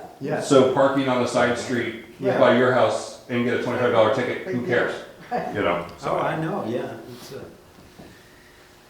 So those are some of the issues and concerns. I thought I'd open the floor and then let you guys, I've talked quite enough, and so you guys want to finish us off here for the next 20 minutes and kind of head to where we wanted to go. My initial thoughts, just to tell you where I thought we would go, is that like I said, we have the new audit information, all that new data is going to be coming in. So that'll give us a kind of the first time we've ever had really a comparison of a lot of that granular data we were looking at, comparison from year to year on that. But also, has it changed too much? And then what else we want at the next meeting? What would we like to, do we want to go into the ordinance a little bit and how it works and how it's changed? Any other thoughts on that? And are there other issues and concerns that I might have missed with this group here? I have a question. Yeah. I think that maybe that's a point of education for me, because I clearly am not understanding this. I remember when it came in front of the Planning Commission about switching to the 30-day, within a 30-day period, or the 14-day. At the time, I didn't understand why, what difference it would make, really. It seemed to me, I think I actually even voted for the 30-day because that seemed to be easier to administer. Yeah. But, because that wasn't, it didn't seem to make that much of a difference. What is the difference?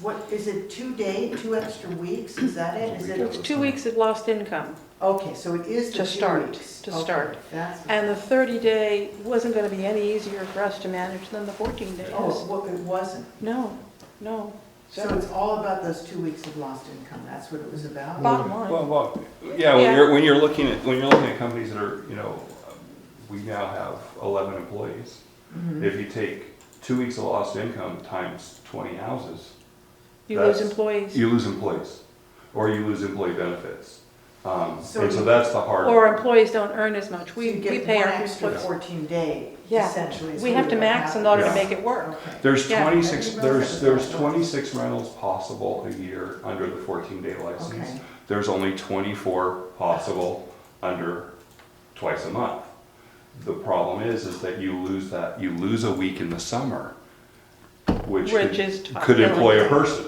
All right. So, Yeah. I've talked to Jeff about one of my ideas that would make it easier to manage is go and say, okay, you can do 26 rentals a year, because that's what the ordinance says, with a 3 per month maximum, which would then give us the ability to do, because right now, we can't do Christmas and New Year's.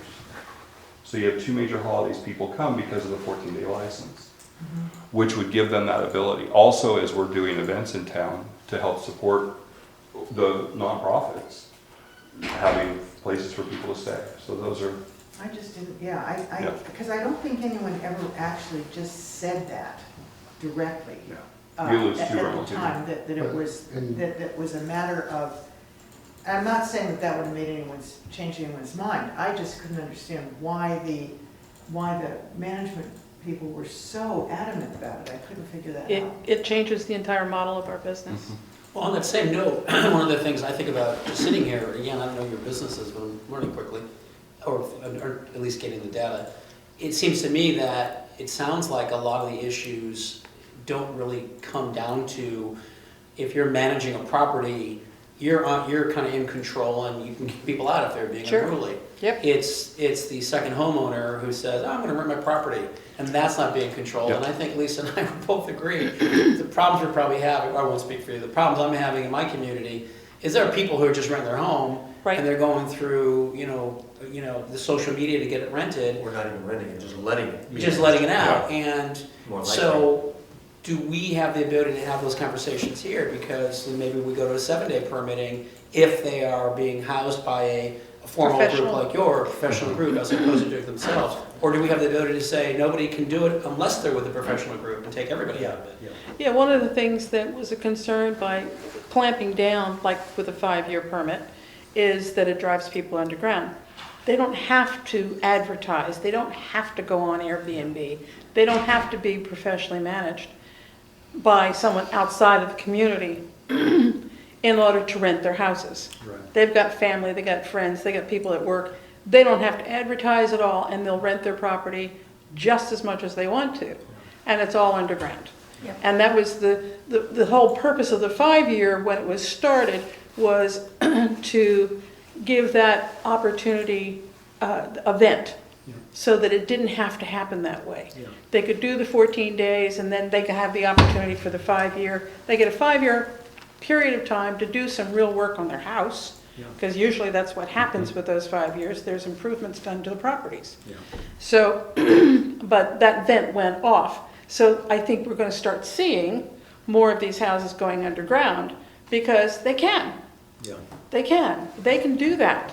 Unless the neighbors turn them in. and that's what we need is the neighbors. And the neighbors have got to turn them in. Yeah. And neighbors don't like to turn their neighbors in. Right. Oh, I well, want- don't speak for I want, well, Yeah. we know, but I also, as a professional manager, if there's one of my properties that we have signs on all of our properties, if it says Beachcomber Vacation Homes, and there's spilt trash, or there's too many cars, Oh, yeah, I want you to call me, totally. because we're gonna I don't care if I have to come down at 10 o'clock at night to evict somebody.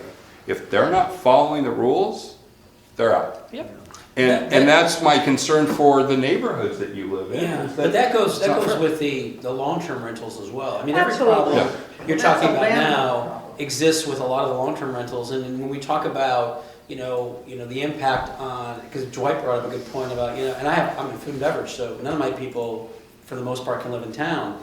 But, nothing that we're talking about impacts those people really, because, a food and beverage person is not renting from Brian or Lisa or finding a short, they can afford it. And if I'm an owner and I have the ability to rent it, I'm gonna get top dollar. So I'm not gonna give it to a food and beverage employee who's just looking for a place to live.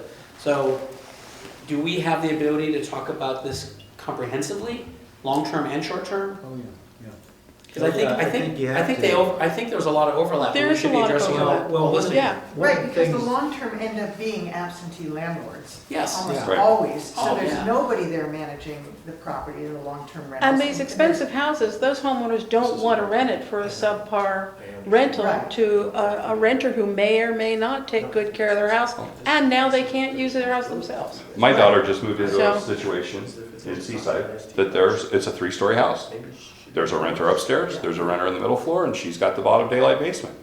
That's what the landlord wants, and it works for her, but you're not gonna find landlord, or people who own second homes in Cannon Beach wanting to rent out to 6 servers or 3, it just, The reason we have such big houses here now is because of the value of the property. If the property is expensive, you have to build the house larger to justify the loan process. Yes. And the houses just get bigger. As they get Exactly. bigger, they're less likely to be short-term, Right. long-term long-term rentals. rentals. Which is why I go back when I make sure Well- that if we all agree that we are dealing with long-term and short-term. and Correct. We're looking at holistically. Who wants to And say more? He heads up Oh, Dwight, the guy on the, Dwight, Dwight, That was me. yes. yes, Thanks, Well, Mike. I am still here, you know. thanks for hanging in, Dwight. There should be, I'm doing fine, you know, it's sunny here. So the deal is, one thing that we need to look at is somehow, and I haven't got my mind wrapped around it, but I think that whoever brought up the issue about the cost of housing, I'm talking about the real estate cost. Yeah. And we talked about affordable housing, and then what will a person who purchases a property, what will they really do with it? Will they just keep it for themselves because that's what they wanted, or are they going to do even a 14-day because the thing is you buy a house for $600,000, and what we need to do is do some, have some numbers with that from our real estate friends. And what does a mortgage look like? And then that mortgage turns into what the rent would look like. And I think that we need to kind of get into a little bit of the weeds in a variety of different perspectives of what the houses are. That's one item. And the second item, and I hadn't really thought about this before I heard you all talk about it, and that is myself holding a short-term license, rental license permit. So I have more of a restriction for having my relatives use my property than the people who are causing havoc in neighborhoods, giving their rentals, their house to friends and families and causing havoc, and so why is that? I guess that would be a topic that I think, and it's not something that we need to deal with today, but that's another separate topic because you're talking about going underground. Well, just the way that works is really underground, and I think that causes a lot of the problems in the neighborhood and the parking and all kinds of havoc. So those are my 2 thoughts. I've talked to a number of people who have not gone in the short-term rental program because their kids can't use the house once they go into it unless they're on The deed. the deed. Yeah, I think this is, it's a great point, Dwight, it's a great point, and it is a concern, and we hear it all the time, we're with you on that, in that I think this is one of those, it's gotta be added to this issues and concerns screen, and something we talk about is, okay, and I think the majority of y'all brought up the underground component, tracking that and monitoring. It's a lot of resources, a lot of time, but how do other communities deal with this and look at those other models of how maybe we do a better job of kind of marshaling those second homes? Because I can tell you from my street is that the ones that cause issues are those second homes. They're the second homes that bring in the 12 cars in Yep. one weekend, and they're not short-term rentals. I mean, I have my map of short-term rentals, and they're not those. And so, yeah, so how do we do that? How do we deal with those things going forward, or are there better ways of doing that? So, Well, we have to be looking at symptoms versus problems. Yeah. I mean, to your Correct. point. Mhm. Yeah. And at the end of the day, I was just gonna say, the only difference between somebody allowing their kids to come, et cetera, is whether, I'm not talking 14-day license now, but whether they're collecting money or not. I mean, if I wanna have family members come every week, I can do that, it's my house, but the minute I take money from them, now I'm renting. Right. And that's, what's that? And did I miss something? Is there a cap? Do we have a cap? No, No. No. No, No, no sorry. cap. no, we don't have a cap, not at this point. No, yeah, and so that's an important thing to note as well, not just because there isn't one, but we really haven't seen our numbers change at all. I noticed. That's because it churns. There's an absolute churn that happens consistently So in the houses rentable. sell. They sell, they take them Some- out of the market, They they take it out of the decided market, that they're someone gonna else use it, comes they're moving in. here full-time, and there's I lots mean, of Linda's reasons. number would be bigger than mine, but I looked at the 6 years we've been in business, and we currently have 54 homes under management, and we've had 77 at one point. Oh, I've had hundreds. Well, yeah, because you've been around longer, but Yeah. so you have that churn that come and go. Yeah, the churn is consistent. Yeah. And I know from the chamber's perspective, sometimes they just go, oh, he's gonna give me a better deal, or vice versa. Yeah. So they'll move companies off the Sure. map. Yeah, or they don't want to they do not, I had the experience with several people where they did not want to use a short-term rental, and they're doing it themselves. Sure, sure. And Dwight, back to your comment about low-income housing, I don't think in any of these conversations on short-term rentals, that's even a topic, because that's financially, it's not even viable. No. Which is why I'm saying, talking about it holistically for long-term, I know the council's been looking at what kind of incentives could be put in place for a homeowner to do, because back to your mortgage comment, Dwight, if I've got a, $2,200 mortgage a month, I'm not gonna find anybody to probably rent that in low-income world, but if I had incentives from the city, maybe I would. Yeah. I mean, it opens up a whole set of space. Exactly. When It's Dwight- needed. It's when- really And I definitely. agree with that, because, and see, and I think, but we need to, somehow we need to say that and work on coming together on understanding that, so that we can put something forward to the council so that they can better articulate this problem from some people's thoughts that, it just, people can choose to use their homes differently. I don't know if that's, and like you just said, I still think that's the issue.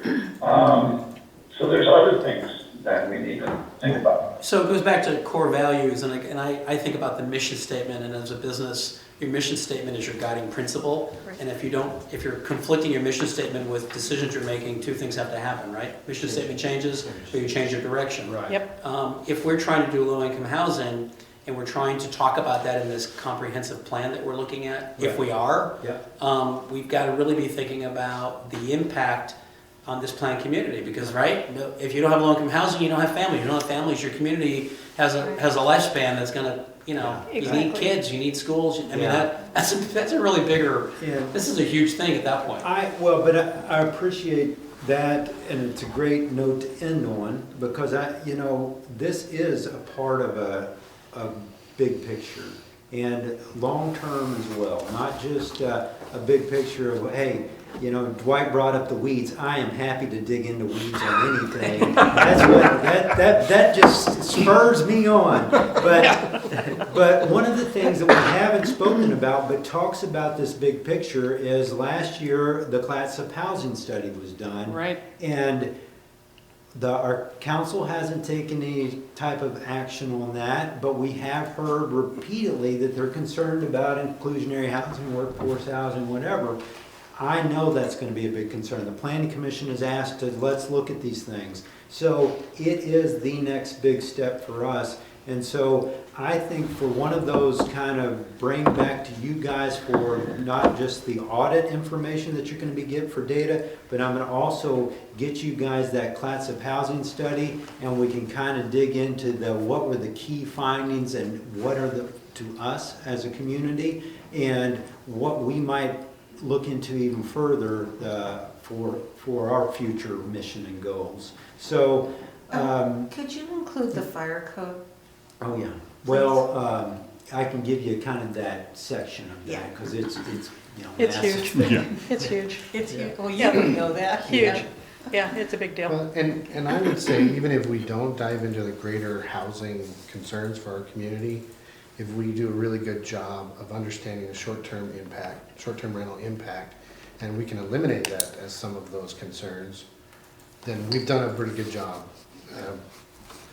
taking this out of that concern, so that whoever takes on that bigger task, whether it's us or They have council good or information. something, then they know that we've done our due diligence here to Yeah. give them accurate information. And I agree with that. I want to make sure that if we're putting it in that bucket that we've talked about, and I'm not saying this is direction because I have no preconceived notions, but if we said any new homeowners couldn't rent at all in the short-term pool, but let's talk about the long-term pool and how we can be flexible there. We won't address that now, based on what you're saying, but at least we've identified that we think there's a universe for that, just not in this. Yeah, Because it is a lot to take on. it is. Mhm. Anything else, anybody else have? Our next meeting. Yeah, so our next meeting will be, let's see, so today is March, June? Yeah, I'd say first week of June is what I was targeting. Well, June's better than July. Yeah, Yeah, that's why I was hoping to get it in March, June, and Yeah. then that cycle. So, June 2nd? Sure. June 2nd? June 2nd, how about Tuesday. Works for me. Yeah. June 2nd, okay? And does this time work for everyone, 2 to 4? Yeah, Mhm. yeah. It's good. Okay. Can you check, June 2nd's good for me. can we check to make sure that the space is open? Yeah, and I'm pretty sure, let me check. I may be able to make that, that's Sandcastle Yeah. week, so that'll be a good break from it. I'm iffy. But It's 2 hours. And then the first thing I'm gonna do as a homework assignment is to send out an email to all of you all, and I want each one of you all to reply to me, make sure that I got everything. Do you want to make sure that, I know that David's name was in on the applications. We have all the correct email addresses, and I just saw Rusty come by, and so I think that It was he's a- working on it. So Okay. we have everybody's application, and that's where we got the And email. Okay. Lisa Frazier's, you have hers too. We do, mhm. But you got me I'm caught. surprised you didn't, this isn't like that. Did we decide what the alternates are doing? Can they participate? They just did. They just- I know. Unless you don't want me to, then I'll sit over there, but I will have a hard I time invited keeping you to my the table, right? Yeah. No, to me, it seems crazy for you to be an alternate sitting here for 4 years Yeah, without participating. Okay, but I just wanted, I think you need to check that with the council, because they specifically said, they tabled this thing to bring it to a vote, to have, I think it was 7 members. Yeah. And so, originally it was 11, or was it 9? 11? They went down. 11. It was 11, Yeah, and it 11, went down to 7 7 to 11, and specifically. then- So I just think you just Yeah, can't. and that's for Jeff to check, and I don't, yeah, I'm not disagreeing, but if I was an alternate, I'd say thank you. I mean, Yeah. what's the role of an alternate otherwise? So, answer the question for me then, Jeff, what's the role of an alternate?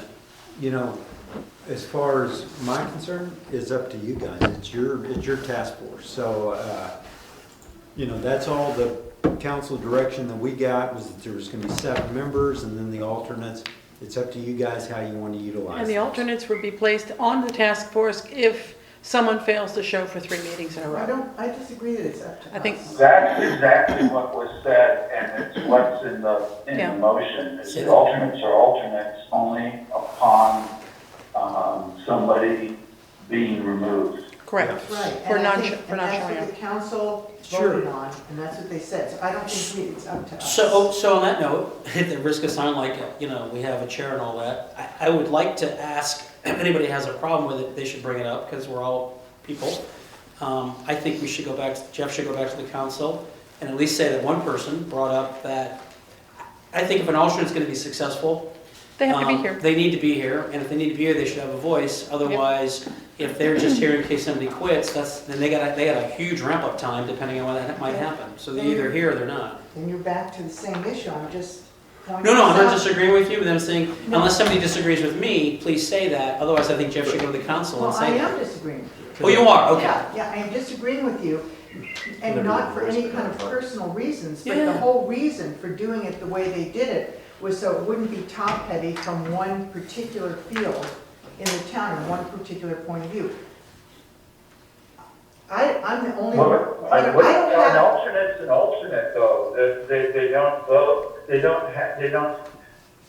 not a part of the seven.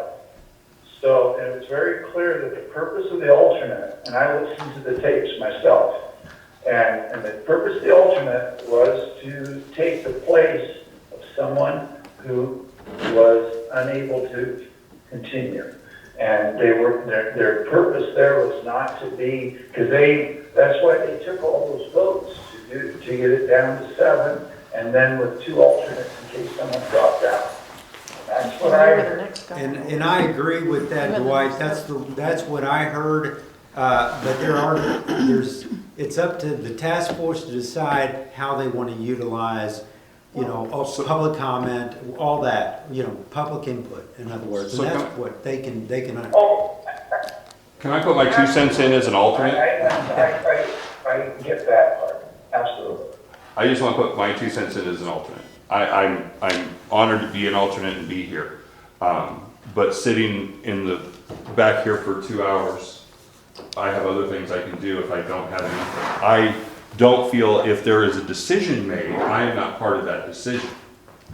But I feel I have things that I'd like to participate. I don't really want to sit. So, this is my perspective, so it's just my perspective. From my perspective, I think the alternate should be allowed to give their input, just like I said, if there's somebody in town who wants to speak to a subject we're talking about, they should be allowed to come in and talk too. If they don't have a voting right, because that's how the council set it up, fine. Fine. But I think the alternates, regardless of how it might be weighted, have an opinion, we should hear it. Doesn't mean we have to follow it, and when it comes to a vote, that they're not part of the vote. But I think, who are the alternates? You guys right now? No, just I'm the only alternate that's here. Lynn's the other one and she's not. Okay. I just think that everybody who wanted to be appointed, who got appointed in some capacity or another, has a voice, just like everybody in the community does. And the more information, the better. Doesn't mean they can vote. And please, if you disagree with that, certainly say it. Otherwise, I think that would be a good way to go. Yeah. Because we can, like I said, you can operate this very easily as a straightforward committee type setup where you're saying, we're not going to take public comment until we want it kind of thing. Or right now it's a free flow, kind of letting people talk. And then when you go to decide on a vote or a decision or a motion or whatever you want to structure that, then you can say, we're not going to listen to the alternates unless we need that alternate to step in. Yeah, I kind of feel like we're getting back to. May I suggest that we all think about this a bit and come back next meeting?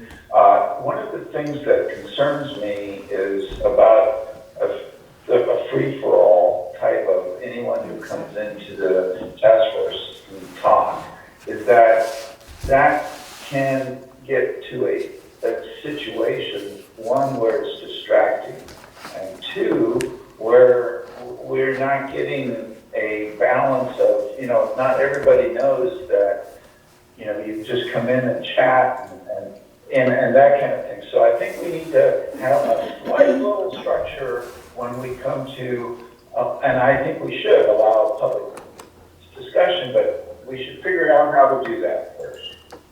Well said, Dwight. Yeah, I agree. And I think that, like you said, we could handle these pretty much like we've started with just as almost like work sessions. But then when you guys do get to that stage where you're wanting to make decisions and policy recommendations, then, yeah, set that up more of like we would run a commission meeting or a committee meeting. Right. And yeah, and so I agree. I've been in situations where if it's just left open to a populist kind of thing, it can get out of hand pretty quick if it's a contentious issue. And I think that's a little different too between an alternate and just somebody random. An alternate's gonna be here through the whole process. Yeah. And so their input's gonna be more valuable than probably somebody that's just randomly coming in from somewhere. But I feel like we're getting back to the question of how do we organize this? Are we gonna have a chair? Are we gonna do that?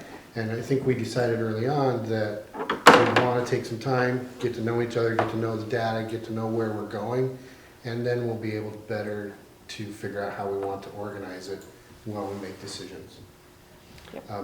Yeah. So I don't feel like we're kind of ready yet to make that decision until we get a little bit further down the road.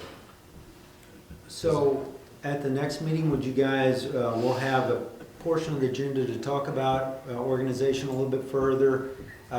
And since it's going to be a get to know, let's all bring a potluck. No, I'm just As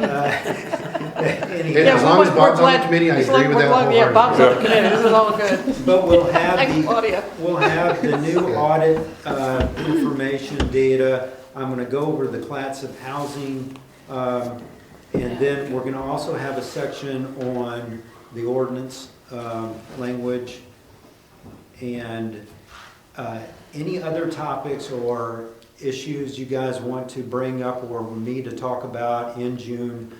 Please let me know. I'm happy to bring that up, and we'll at least work towards the June one in that fashion. If you guys have got something you want me to address or talk about, just bring it up as a topic, and I'll put it out to everybody if this is okay as another item as to agenda, and we'll just kind of go on a consensus basis going to that meeting. But then we'll develop, I think, hopefully into kind of an organization and how we want to operate further going into that. Jeff, quick question, just a little housekeeping. How are we going to receive the information that you've been showing us today? Yeah. I couldn't read most of it. Yeah, so sorry. What we'll do is I'm going to send it to you guys, everything that I've presented today. I'll send that in a PDF type of format, and we'll also post these online because some of them will, of course, be too large for Where do we find that it process. online? We'll set up a page under community development, and I will, in my next mail out, send you a link to that page so you can link it and bookmark it. We have a short-term rentals page Yeah. with short-term rental meeting information. Yeah. So it Okay. includes the It's meetings there. we have with the professional management companies as well. So we can just find it online and read it at midnight if we feel like? Yeah, So yes, if that's I what do you'd a lot like of to do. yeah. Can you track receipt to make sure we all got it so that? you Yeah, know? that's what, I'll check with Rusty on how we're gonna do that, because if not, I'm gonna ask you guys to reply just to make sure that you got it. Got it. But, yeah, we'll definitely try to get the kinks worked out in that, and, like I said, if you have anything else, please let me know. If there's anything I can do better, I'm always happy to talk about that. And,